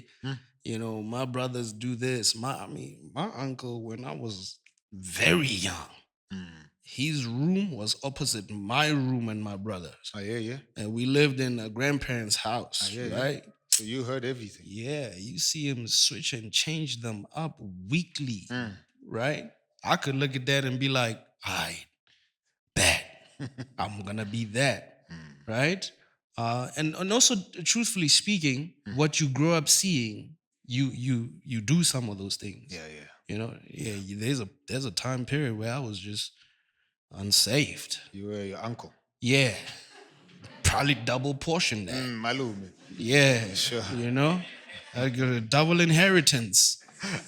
Come on. So and then it's like, but you could be that. And then, or you could say, no, man, why do they seem more free, healthy, and joyful? Yeah. Let me see what that is. Yeah. You know what I'm saying? Yeah. Another thing was like, growing up, I saw in our household, my sister and brother shared a father, and I had, a different father. And growing up seeing that, I remember being very young going, man, I want to have a home where there's only two parents and all the kids have one, like they have the same parents. You know what I'm saying? And I want that in a healthy way.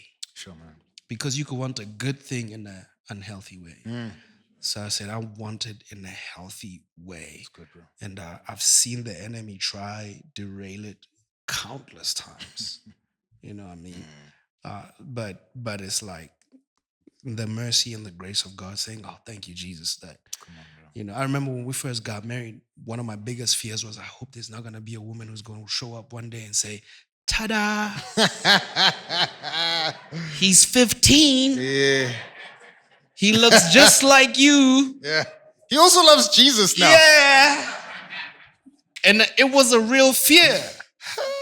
But yeah, like I said, you could either look at inspiration Yeah. and just follow it, or you could look at inspiration and become an inspiration. Still, bro. Yeah. Yeah, man. But either way, you are influencing your environment Hundreds, bro. for good or bad. Yeah, I'm keen to get into your past. When we have coffee. Yeah, well, we have coffee. Dope, man. A couple of questions here. So, for, a couple of first-time visitors, first-timers at Beans and Bonds, but we normally get the top question to come have a conversation with our guest. So there's already a top question, but closer to 1 o'clock, we'll reveal what that top question is. Top question is upvoted by the room. So on Slider, you can upvote a question. But let's start with this one, bro. And there's a couple of them, so maybe let's be concise and punchy. All right, cool. How do we solve the issue of not knowing how to articulate our desires and expectations as men, given many of us were raised by mothers, or let's probably add there and say single mothers? So how do we solve the issue of not knowing how to articulate our desires and expectations as men, given many of us were raised by mothers? Quick story. So my dad, I never knew my dad. Saw him once I was 5. Tell the story quite often. Yeah. Remember the day like the back of my hand. People always say that, but you don't really remember the back of your hand. But anyway, I remember that day like the back of my hand. And he walked in. I said, "Who are you?" He said, "I'm your dad." And then, all right, cool. And then he left. Never seen him again. Next time I see him, it was in a coffin because of COVID. Sure. And also because it was COVID, it means you couldn't open the coffin. So I've only seen my dad once. Crazy. When I was 5. But when I got the phone call to say, "You got to go see your dad," I said, "Oh, definitely." But the Lord had done a work in me where it's like I had forgiven him for stuff I was mad at him for that I've never experienced through him, but I experienced through my mother's language. Yeah. So I get there, healed from that. I go, right? We go to the funeral. My uncle, who later on 7 days after we buried my father, passes away because he gets shot. Sure. So he takes me there. We go, and I remember listening to my uncle share a story about my dad and who he was. And I sat there and I listened. I said, "That's me. That man is me. Regardless of whether I knew him or didn't, he's me." You know what I mean? And I said, "Oh, this is what people go to Kumbula Kaya for." Because there's parts of you that you grow up in a single parent home that you don't see in your home. Yeah, man. And you just, because I grew up for a certain time, I was like, there's these other parts of me that I'm like, yeah, it's not my mom. Maybe it's just me. And then when I heard him talk about my dad, I said the full picture came together because I know the parts from my mom. Now I know the parts from my dad.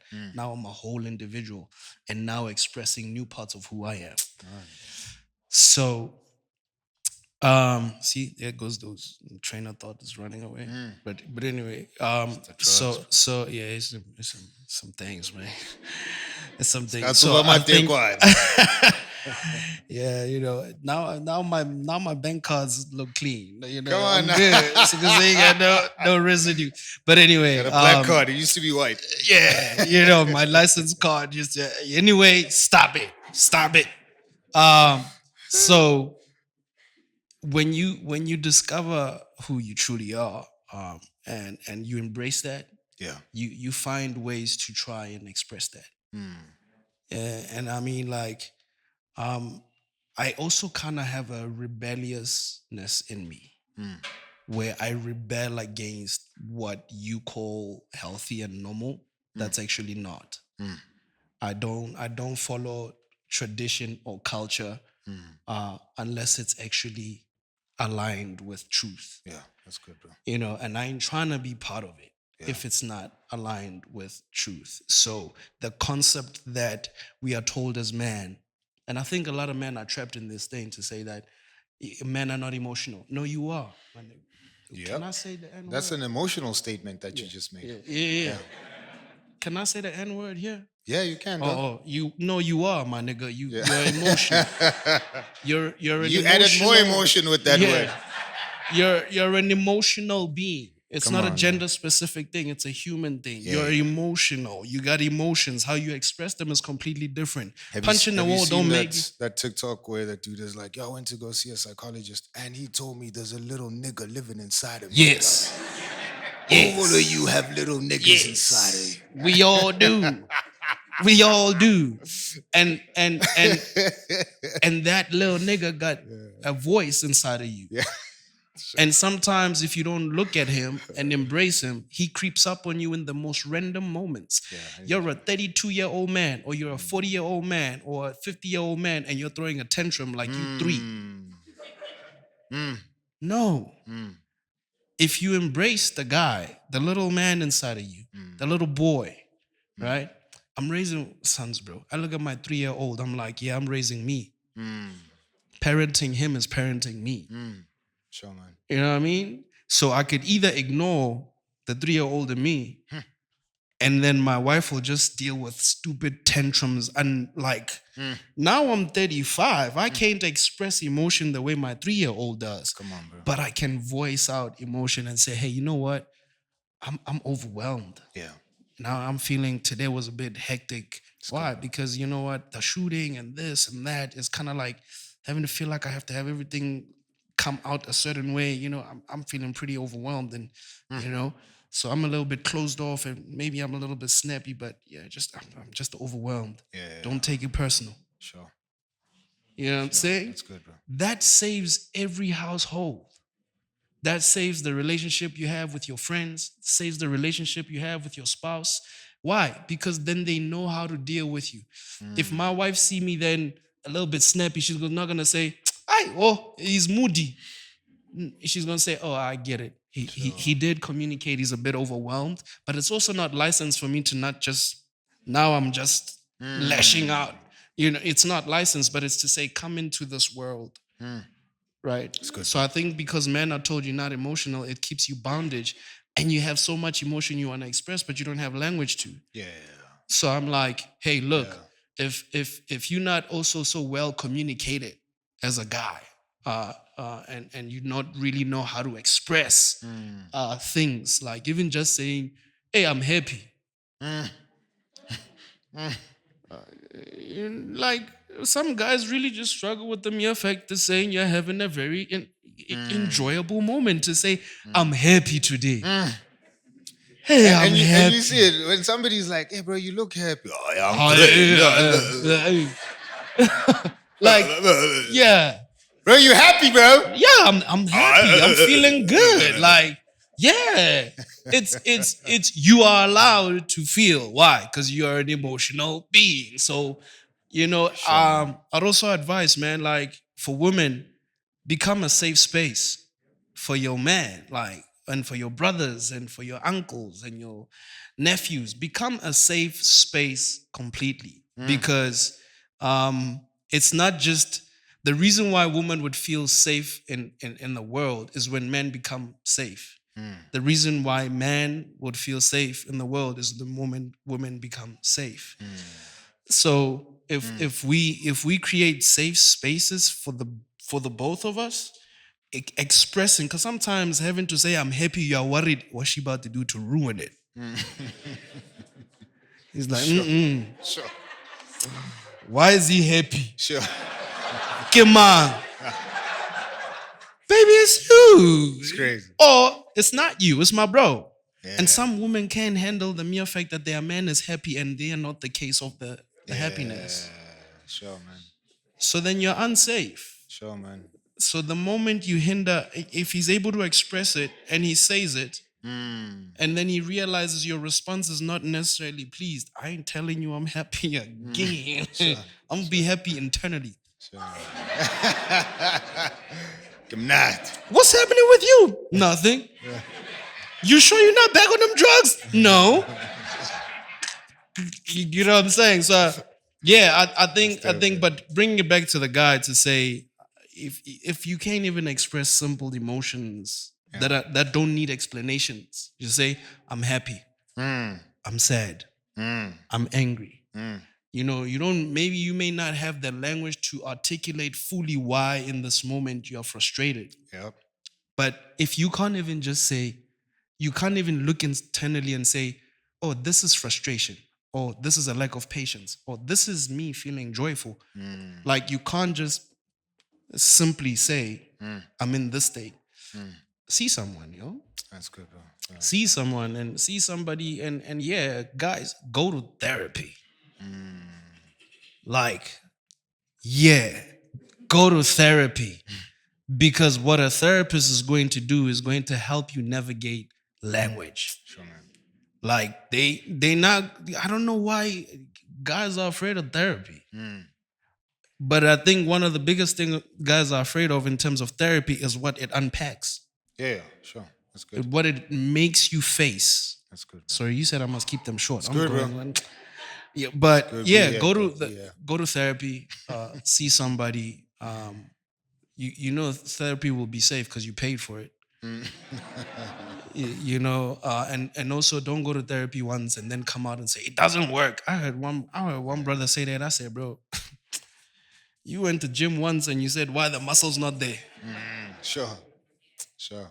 Keep going. Come on, Keep going until you have language for what you feel, and you know how to say it, and you know how to communicate it, and not just throw tantrums like a 3-year-old, but actually say, there's a 3-year-old inside of me that was wounded when my mom left me in hostel, and you know the other kid did something to me that I have to live with today. You know what I'm saying? 100%. Yeah. It's good, bro. That's good, man. I would say to that, and I'm trying not to be long here, man. Forgive your mom, dog. Many single mothers have to deal with a lot to raise us. Yeah. You know, and my wife does not know the language of her father, and she can't be my kid's father. Yeah. She'll do a terrible job of being their father, just like I am doing a horrible job of trying to be their mother. Yeah. You know, my mother raised us as well, and she tried her best, man.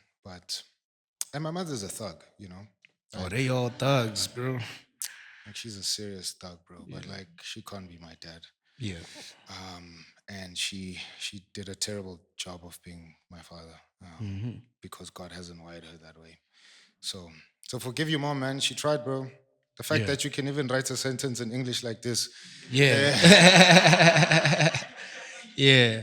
Yeah. Give your mother props, man. She You're did. alive, She did bro. the best tried, she bro. could. Yeah, She did you know, the best provided she that she didn't do anything stupid Yeah. and abuse you, but like, Yeah.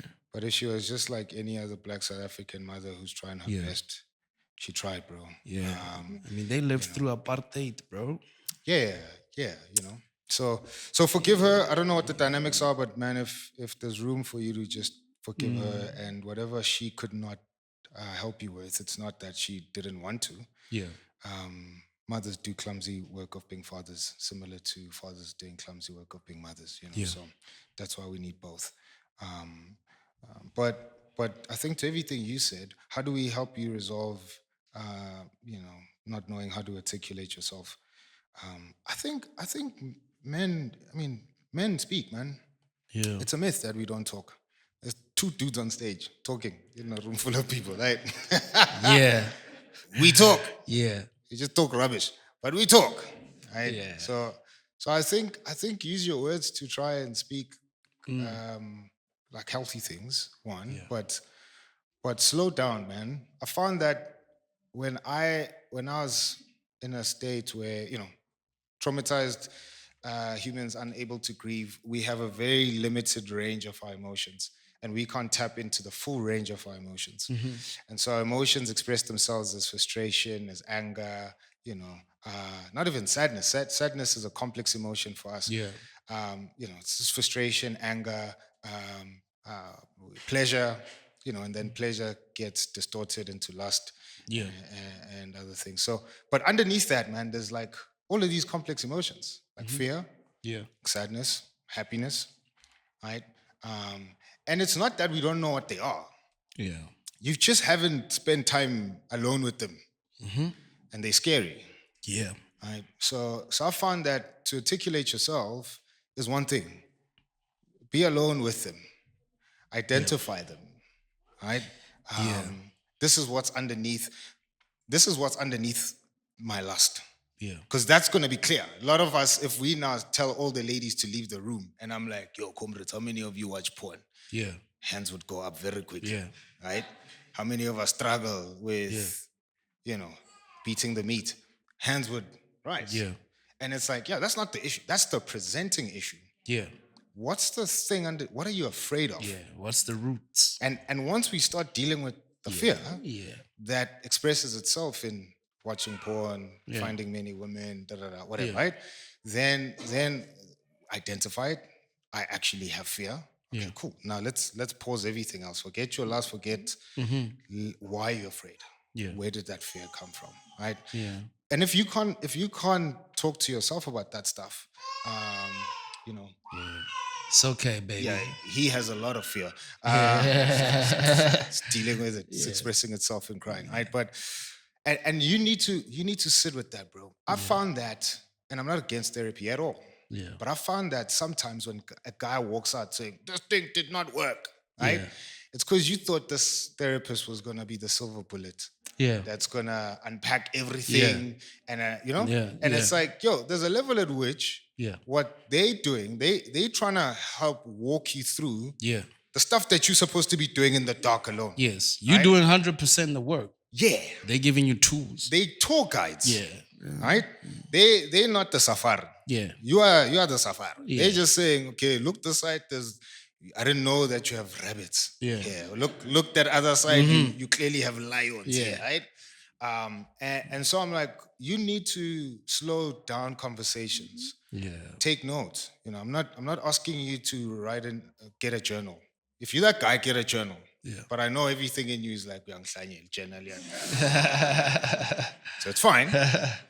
But I think just be more attentive next time.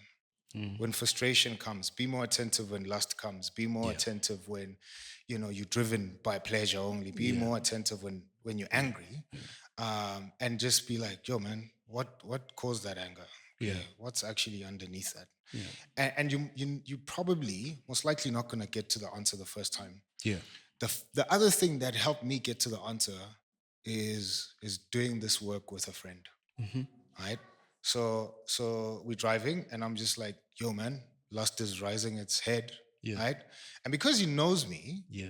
he's like, okay, so I know your sex life, because I tell him about my sex life. Okay, I know what happened to you as a kid. Yeah. I know what happened with your dad. Okay, let's figure out, like, why is this thing raising its ugly head? What's the thing that's triggering you now? What's happening currently in your work, in your marriage, right? Yeah. And he helps put those puzzles together through the conversation. And that's just the drive. Yeah. And my homie is free. He's not a therapist. Yeah. It's cheap, very cheap. And plus, he has like educated diseases like lactose intolerance. So he doesn't want anything. Don't buy pizza, don't buy nothing. Yeah. Super cheap, cheap, right? He has diseases that have degrees. So I'm like, bro, I can, and I say this very deliberately. I am completely naked with him. And that's the language we use, right? Yo, let's be naked with each other. Yeah. Right? And here's the thing. Two men naked with Come on, each dog. other. Come on, dog. And here's why. We made a resolve that we love our wives more. Yeah. I love his wife, and I want his wife to not have a punk of a husband. Yeah. Therefore, I'm going to do the work on him. Yeah. And he loves my wife and does not want my wife to end up with a clown of a husband. Yeah. Right? And so when us saying let's be naked becomes awkward, I'm like, yo, just think about my wife, dog. Yeah. She doesn't deserve this, so please be naked. Your wife doesn't deserve, so please be naked. Right? And so I'm like, you find a partner to do that kind of work with. But just know that the stuff that you're facing and struggling with on the surface, that's just that. It's surface level stuff, right? Yeah. like with what you also saying about the fact that you got a bro you could be fully naked with, I think like men also have to be get to a point where you realize what it is that you guys are getting naked about. Yes. You know what I mean? Yes. Because it's like sometimes you're getting naked about stupid stuff Yes. and you're encouraging each other about stupid stuff. Yes. So it doesn't encourage you to be a faithful guy, even if it's not to a woman, but to yourself.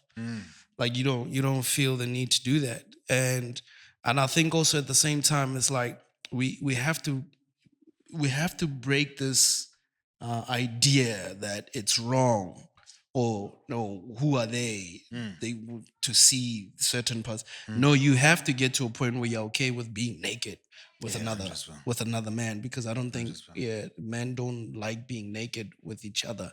You don't want to be naked with yourself. Yeah, you don't. Physically naked with yourself. Yeah. Yeah. So that's another thing. It's like you're scared. Yeah.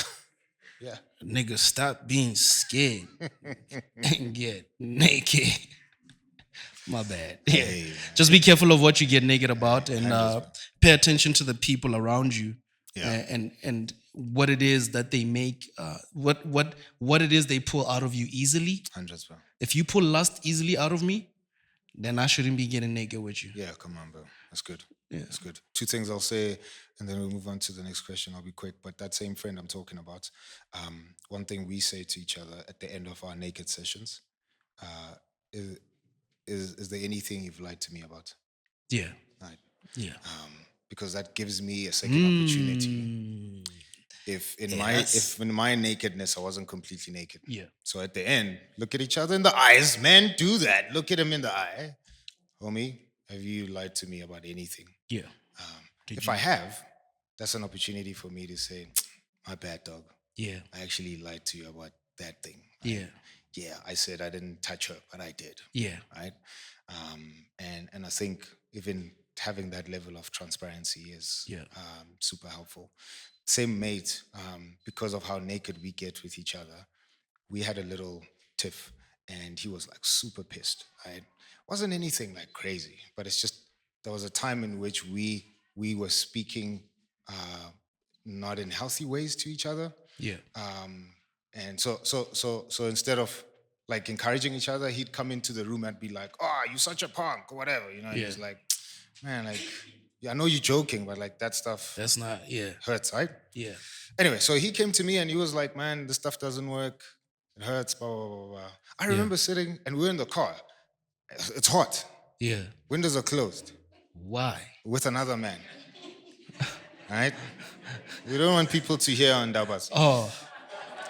So, but you can imagine how awkward this is getting, right? Yeah. And so as he's like pleading his case, everything in me is like, I have 500 ways to defend myself. Yeah. Because you do this, you did that, you know what I mean? Yeah. And I just remember feeling, yo, do you love him or do you want to be right? Right? And I was like, nah, I love this homie. Yeah. Right? Anyway, finished his case, and I was like, dog, anything you ask me, any way you want me to show up, Yeah. I'm going to show up because I love you. Yeah. And he's like, yeah, but you don't have anything to say. I'm like, I have stuff to say. It's all rubbish. Yeah. Could be right. But is it loving in this moment? It's not. Yeah. And I love you more than trying to defend myself right now. Mm-hmm. And whatever you ask of me, I'll do. Yeah. Right? And I can only do that with a dude I've gotten naked with. Yeah. Right? And man, like that moment has been very pivotal in how our relationship has become super healthy. Yeah.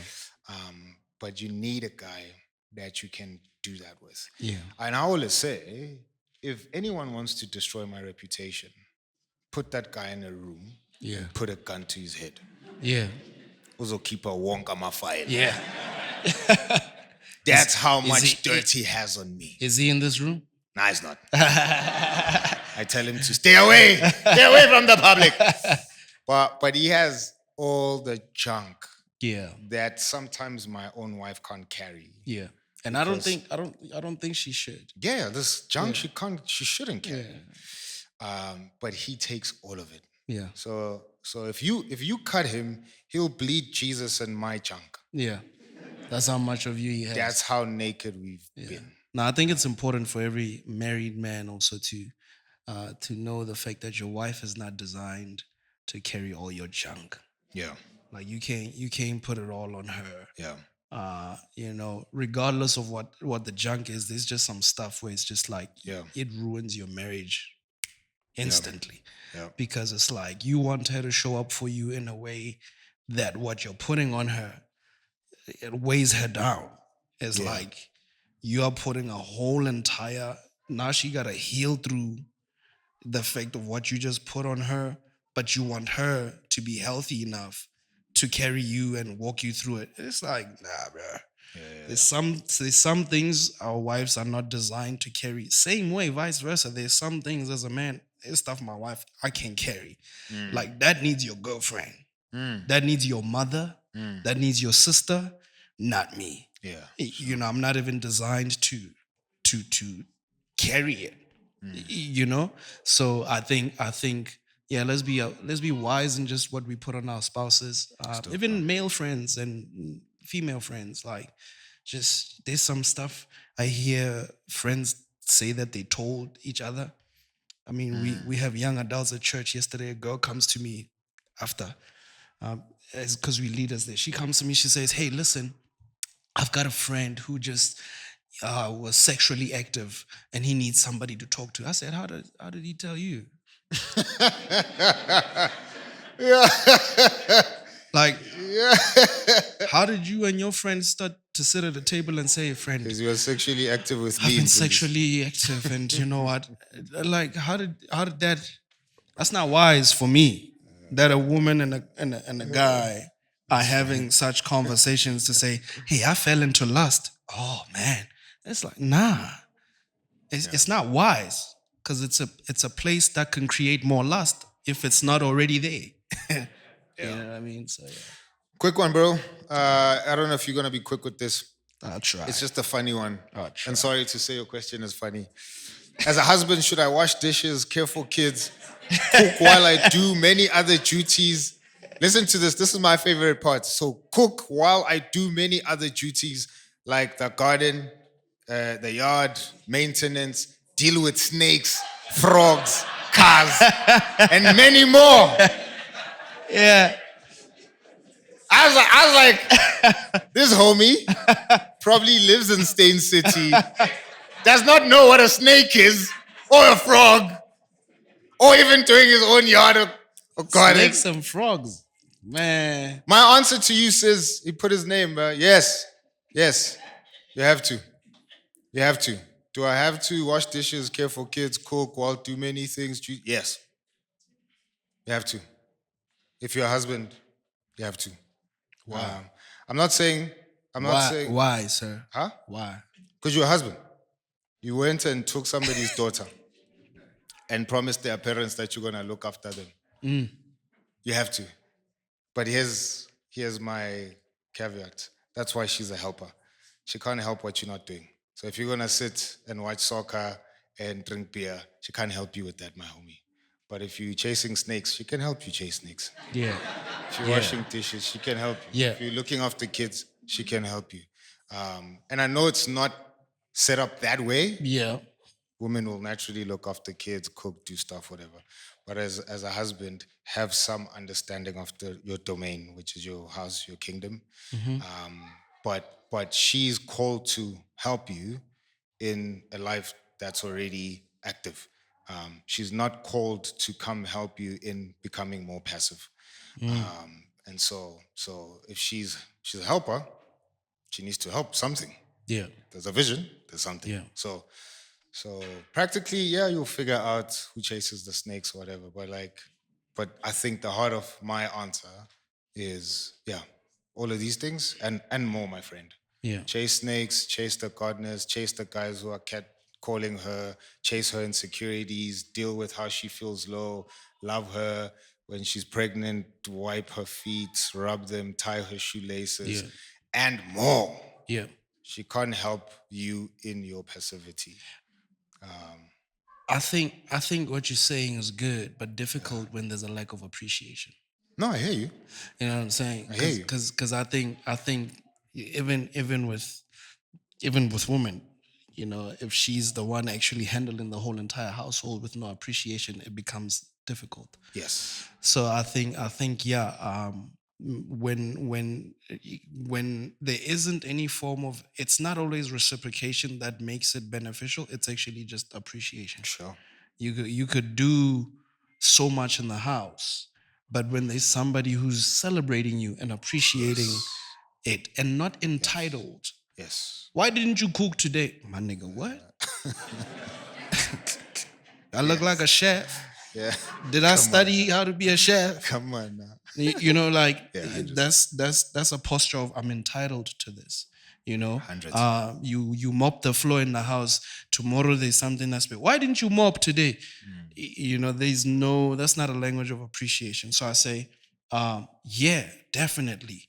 I think tradition and culture has made it difficult for us men to see ourselves doing certain household things. But I think, like, at the same time, we can question that and say, where does it come from? And is it beneficial for the times we live in? Is it beneficial that you have 2 kids, your helper's not there, and you're saying to her, hey, when I get home, I need food, and the other food. Come on now. And the house must be clean, and like everything needs to be put in order. It's not wise. It's not wise. It's just like, fit in where you know for a fact that this makes my wife's life easier, this makes my husband's life easier. And just do that. That makes the other person's life feel easy. 100%. Because you'll benefit from it. That's dope, bro. And yeah, appreciate. That's dope, bro. Yeah, no, I agree with you. And I think we are on the same page. Yeah, the only thing I would say is, don't stop doing the stuff because you're not appreciated. Yeah. Vice versa, husband or wife. Yeah. The day I said I do, I said no to myself and yes to her. Yeah. And her well-being. And she did the same thing. Yeah. Marriage is not a give and take. Marriage is a give and give and give. Give. And All that's the time. why I understand when other people are like, well, I don't want to do this. Yeah, it's fine. If you don't want to give, don't do this. Because this is going to require you to give and give and give and give. Yep. But if I'm giving and my wife is giving, then none of us are lacking. Right? I don't have to fish for appreciation if she's giving. Yes. And she doesn't have to call me to step up from the couch if I'm giving. But I like what you said, to say don't stop. Don't stop, bro. Because it's hard. Or don't stop because you don't get the appreciation. Yeah, sure. Because even if you don't get it, you have the responsibility to still do that stuff. Yeah, and at least you have something to work on, work from. Yeah. So if I stop, then the house collapses, and then we just the house that's arguing.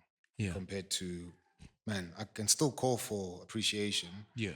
And I could show you the evidence of why I need the appreciation. Yeah. So anyway, sis, let's talk after this. Was that a woman or I don't know. guy? Caesar, I think. Caesar. Yes? No? Okay. You just call him out. Like, what if Caesar was trying to be discreet? Because she's sitting right next to him. Come on now. Sorry, homie. Sorry. I realized. Like, oh man, he called me I threw out. you under the bus, bro. There he is. I threw you under the bus, bro. Sorry. For the sake of time, let me go to the top question. And it says, how do we celebrate men when they don't know also don't know what they like or want? I feel like men mostly struggle with knowing what they like or love, and they hide it. I think that's the thing. So how do we celebrate men when men don't know what they like or want? I feel like men mostly struggle with knowing what they like or love. This is clearly a woman. Yeah. I mean, Who asked it? If you want to come sit here and have the conversation, hash it out. If you don't, that's fine. Did they remain anonymous? is it you? Okay. Who is it? No, it's not her. Okay, it's nobody. You're anonymous? Okay, that's fine. Is this true? Nah, not really. You know what? Let me qualify why I say not really. Yes. Right? Yes. He definitely knows what he likes and wants. That's why he chose you. You know what I mean? So he knows. That's your nigga. he knows. Maybe you just stopped having the ability to hear it when he says it. That's and good you didn't come to this chair. because here's the thing, man, and you remember when we're talking about gender specifying things that are human. Yeah, and I'm saying, so it's like when you say, "Oh, men don't know what they want," and like, I know what I want, I know what I like, and also in some cases, you drop my mic, you kill my mic. It's my Micah, get off the plat. It's my son. In some cases, it actually is my son. I was like, Dad, shut up. Yeah, it's in some cases, right? I've actually seen that I would ask my wife. Matter of fact, my wife sometimes would be the one who doesn't necessarily know what she wants or likes. Yeah. Say, hey, what do you like? But it doesn't mean there's nothing she doesn't like. Yeah. You know what I mean? And she's a woman. So if I say, oh, women don't know what they like or want, now I've made it a general thing. Men don't know what they like or want. No, you've generalized it. And so you're not even going to put effort in actually trying to discover. Right? That's good, bro. So the one thing is that I would, if I'm paying attention to my wife, there's so many moments just walking around where she's saying what she likes. It's just not sitting in the moment and saying, baby, let me tell you what I like. You could be watching a pod, you could be watching something, or you could be in the mall and she's like, oh, I like that. But it's not like in a direct wording where you like, you can say, oh, she says she wants this. There's moments when we were getting married, I had privilege of being around a group of guys that were like, all right, let's give you a few pointers. You are called to now study your spouse for the rest of your life. Come on, bro. So you'd sit and say, I don't know what to get them for birthday, or I don't know what to get them for Christmas. I don't know what to get. But they've been giving you cues throughout the year. Sure. When you're at the mall, she says, oh, this is such a nice bag. And you're like, I bet. She said, that's a nice bag. All right, cool. Now I know what I'm getting for a birthday. But if you're not paying attention, then it's going to be difficult. Now you're going to be looking at them. What do you want? What should I get for you? I don't really know right now. I ain't thinking about it. So it's like, but come on, you never know what you want. Nah, it's like, no, I ain't thinking about it. I don't know. Sure. I'm thinking about changing these diapers right now. But I've been saying, yo, I like M3s. I like M5s. like, you know what I'm saying? So, I mean, just yesterday I was saying, hey, babe, I like M3s, I like M5s, I like X5s, I like X7s, and I like the XM. Right? Come on. So when her bank is big, when it gets big, she don't have to say, what car do you like? You ain't paying attention if you have to ask me. Woo. You ain't paying attention if you feel your man doesn't say what they like. No, they tell you what they like. Hey, baby, oh, that dress looks amazing on you. You wear it once and never wear it again. Like, why? He told you he likes the dress on you. Like, either get more of the dresses that look like that because you're doing it for your man and not for the outside public. Because sometimes women will dress up for the public and not for the guy at home. Sure. And that's another conversation where it's just like, he tells you what he likes. If you take the time to study him and stop being so enticed with your own self and what you want and what you like, how he needs to express it, how it needs to suit your ear, your hearing, and all that stuff, it's not gonna work. And I also do believe to some degree that men do give hints of how they feel. You're just not paying attention because it doesn't sound like it sounds when you're sitting with Sarah at lunch. She, oh, friend, you know what? This is what he did, and then he's like, yeah, it's not going. But I think when you just classify it as like, man, don't know what they like, it makes you lazy to actually say, I want to discover what my husband or what my partner, let me just keep it at my husband. I want to discover what my husband enjoys. I want to, because he shows you. We like little kids. If you ask my wife, what does he really like doing? He tell you adventure. Give me guns, give me planes. Let's jump out of stuff. Let's go on the ocean. Let's like ride fast stuff. You don't have to think twice about that. Why? Because when I'm watching action movies, I'm like, ooh, yeah, like, oh my gosh, baby, did you? When she's watching me watch MMA, she's like, you can see this guy is in it. Yeah, hundreds. You know, like Hundreds. when you want to do something amazing for him and you're like, oh yeah, there's an MMA fight taking place and they coming down to South Africa. Hey, baby, do you want to get a ticket? I got you tickets. Go see Mayweather knock somebody out. Come on, dog. Well, just buy me first class tickets to go see them in their country. Yeah, why not? Why not? You know? You want to know what I like. You know? But I think also just wrapped up, another thing that women struggle with is giving. What do you mean? Because the way they are wired, right, is always to get something. You know, I heard my spiritual father also put it like this. He said, even the way our bodies biologically are wired, we give. Sure. They receive. Sure. You know, so, but I think also in society, they are raised up in a certain way where they are told how amazing they are, how they're princesses and they're queens, and you know all these things. What a boss, babe. Hey. So it's a struggle. It's a struggle. You know, and the concept of that the world also tells, hey, man must provide. So it sets them in such a way where it's like provision is given. Sure. And provision is received by them, and they never put themselves in a position. That's why you realize in most cases, right, women will talk about how a man must provide. But even when women are taking positions of man, not just in jobs, but even in just society, you're taking on masculine energy, they say. None of them ever say, yeah, I want to provide for him. Yeah,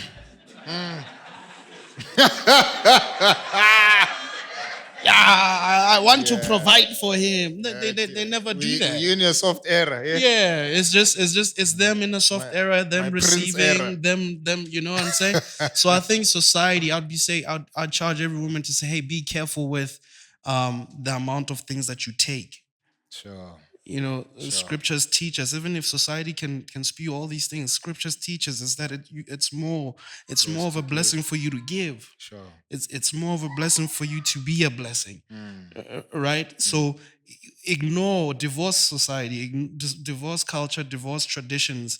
If it's going to hinder or contradict the scriptures, then go against it and go the scriptural way. So if scripture says to us, we should give more than we receive. Set it upon yourself to say, I'm going to give more to my husband than I receive. Imagine two of you have that posture.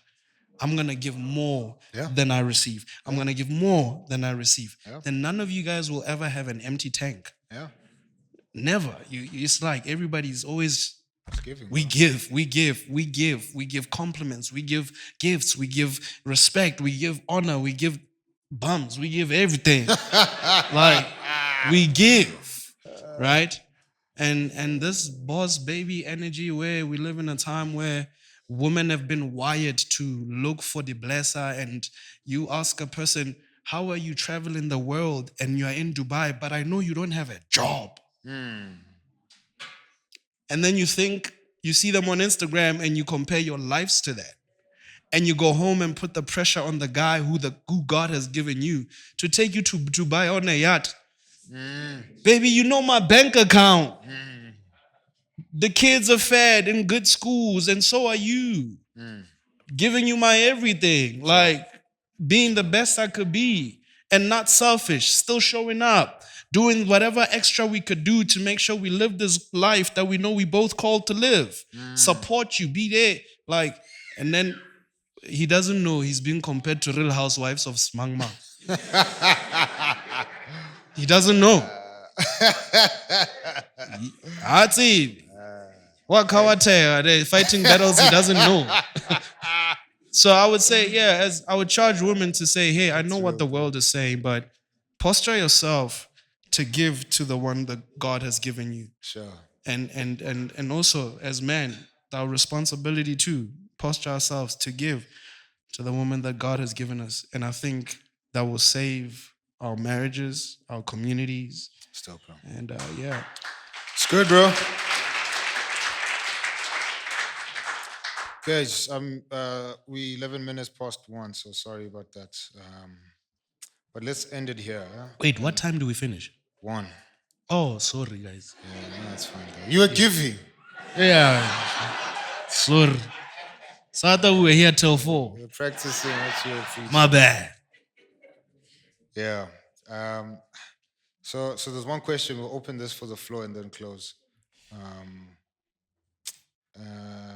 It says, what does safety look like for men? Not only to the speaker, but the guys in the room.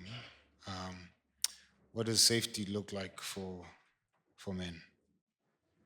So if you're a dude, please come tell us what safety looks like for you. There he goes. Yeah.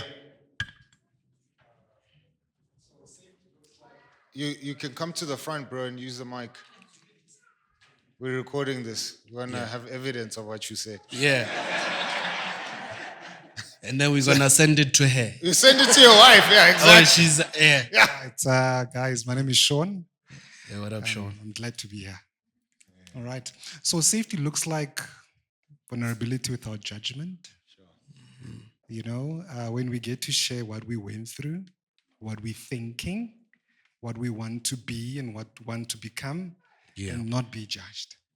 Yeah. Secondly, also is that sometimes we share things, not that we are judged, but we're not listened to. So hear me out, lady. You know, hear me out. We want to be heard as well. So that's how safety feels like. Yeah. And I like what they also shared is that when I feel safe with you, you definitely will feel safe with me. Yeah. Yeah, it's for me, for men, it's in the mind. When they feel safe in the mind, everything so physical will be safe. Sure, man. Finances will be safe because they feel safe too. We are all chasing a better life ourselves as men, in our wives as well. Yeah. You know, what we never got in our families, we wanted to get it with you to build it for our children. So that's what safety feels like. Come on, Sean. Shout outs, bro. Any other homies? Any other gents? I'm through. Sure, Liana. This is your opportunity to tell her without telling her.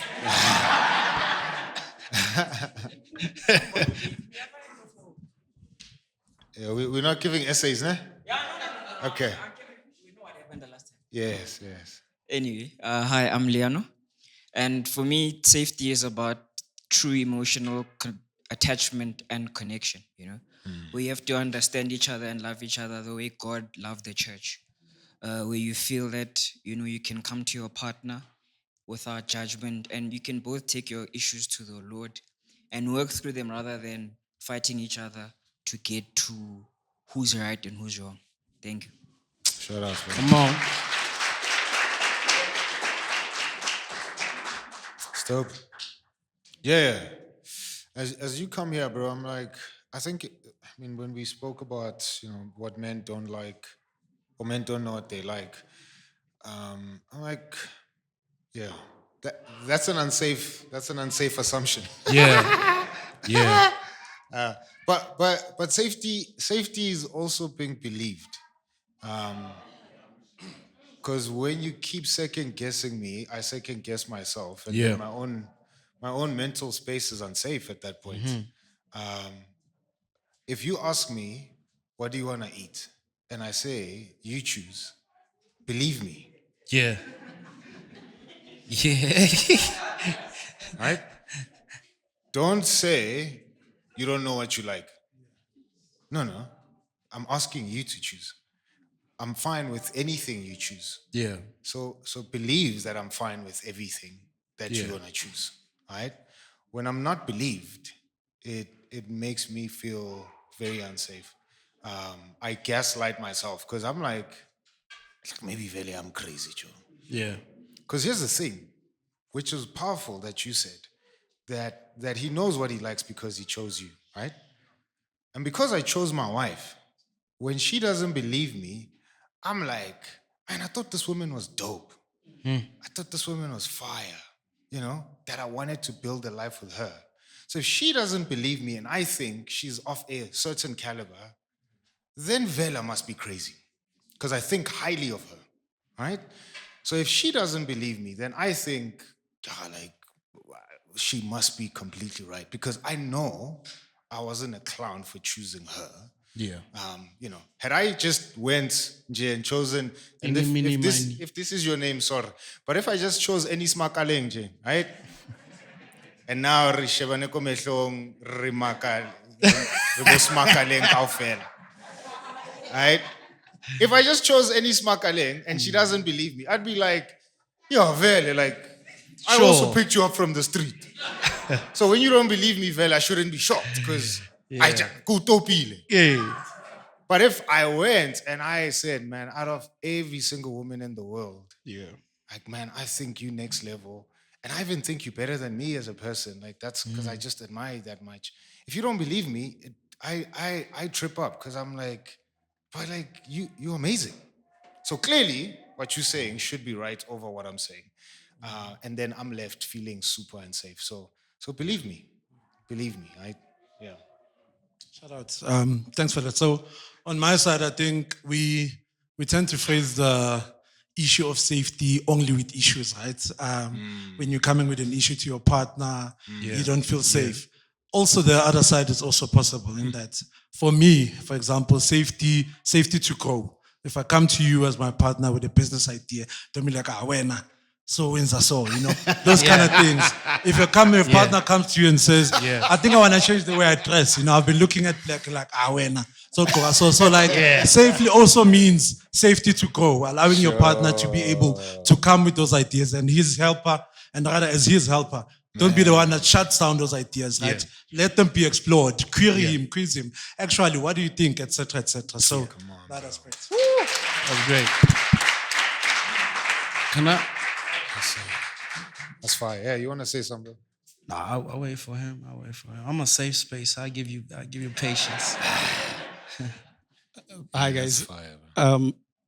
My name is Lehlogonolo, and for me, I think safety looks like grace. I think men are more inclined, like you were saying, solution based. Men are more inclined when a woman tells him her weaknesses and the things that she struggles with and all of that. We are more inclined to creating that safe space for you. We lower our expectations immediately also to make sure that you're good. So when that weakness, whatever shows up, we become more gracious towards it. But when a guy shares about what his weaknesses are and all of that, it's I think women naturally go to, so what are you gonna do about it? Come up with something, come up with a solution. So sometimes I don't know how I'm going to deal with this or how I'm going to overcome this. The fact that I'm sharing it with you as a weakness or something that I'm struggling with, I expect you to show me grace and let's figure it out together. Sure. So for me, I think grace is what safety looks like. It's graceful. Thanks. Man, that was fire, bro. So sometimes we confuse what grace and mercy are. Yeah. And I mean they're not far from each other, but there's a clear distinction. Grace is getting what we don't deserve, and mercy is having what we do deserve being withheld. Right. Yeah. So in relation to God, we deserve hell, and He gives us mercy, so He withholds hell from us. Yeah. And grace is you get what you don't deserve. So you don't deserve if you born a rebel fighting the Lord, wanting to be your own king and queen. You don't deserve heaven. You don't deserve a loving Father. You don't deserve. So grace is getting what you don't deserve. Right? Yeah. I've seen how crushing it is. And to your point, bro, when a man who's gracious does not receive grace back. Yeah. Because you have concluded in your mind that as much as, I love my wife, there's things that I probably can't do for her. Yeah. But grace says I'm going to bend over backwards and I will sacrifice myself at her altar Yeah.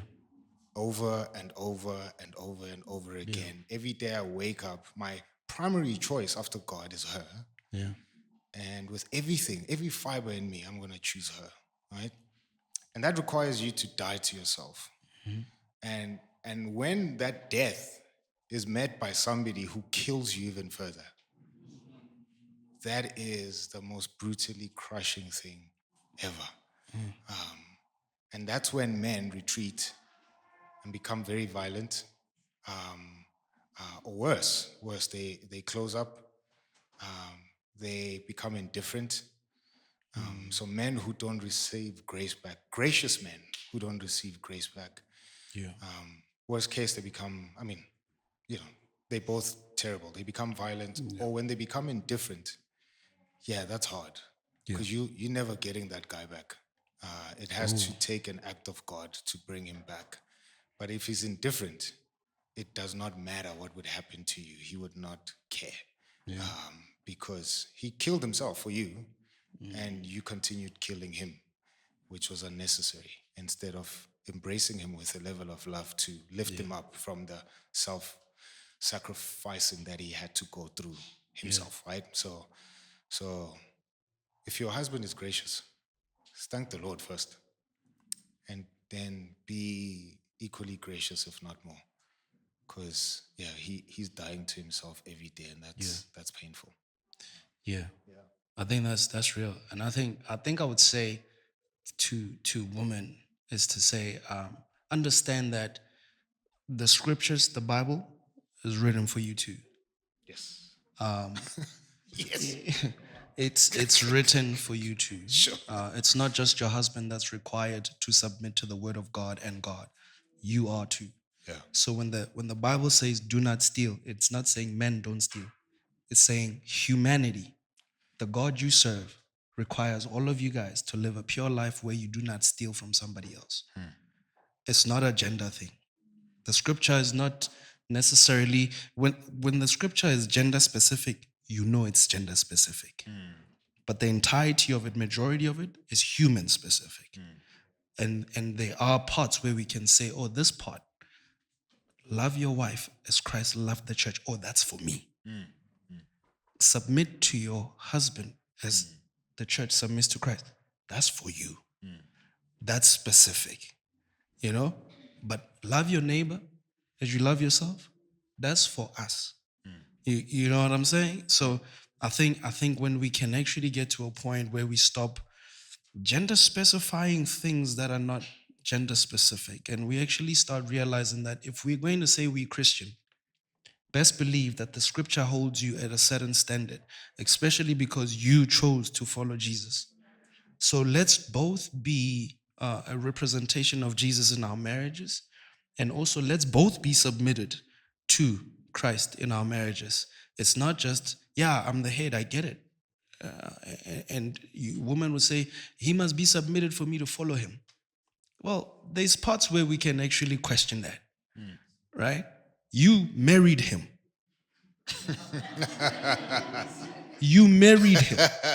And according to the scriptures, this is the order of marriage. So whether he's following that order, you married him.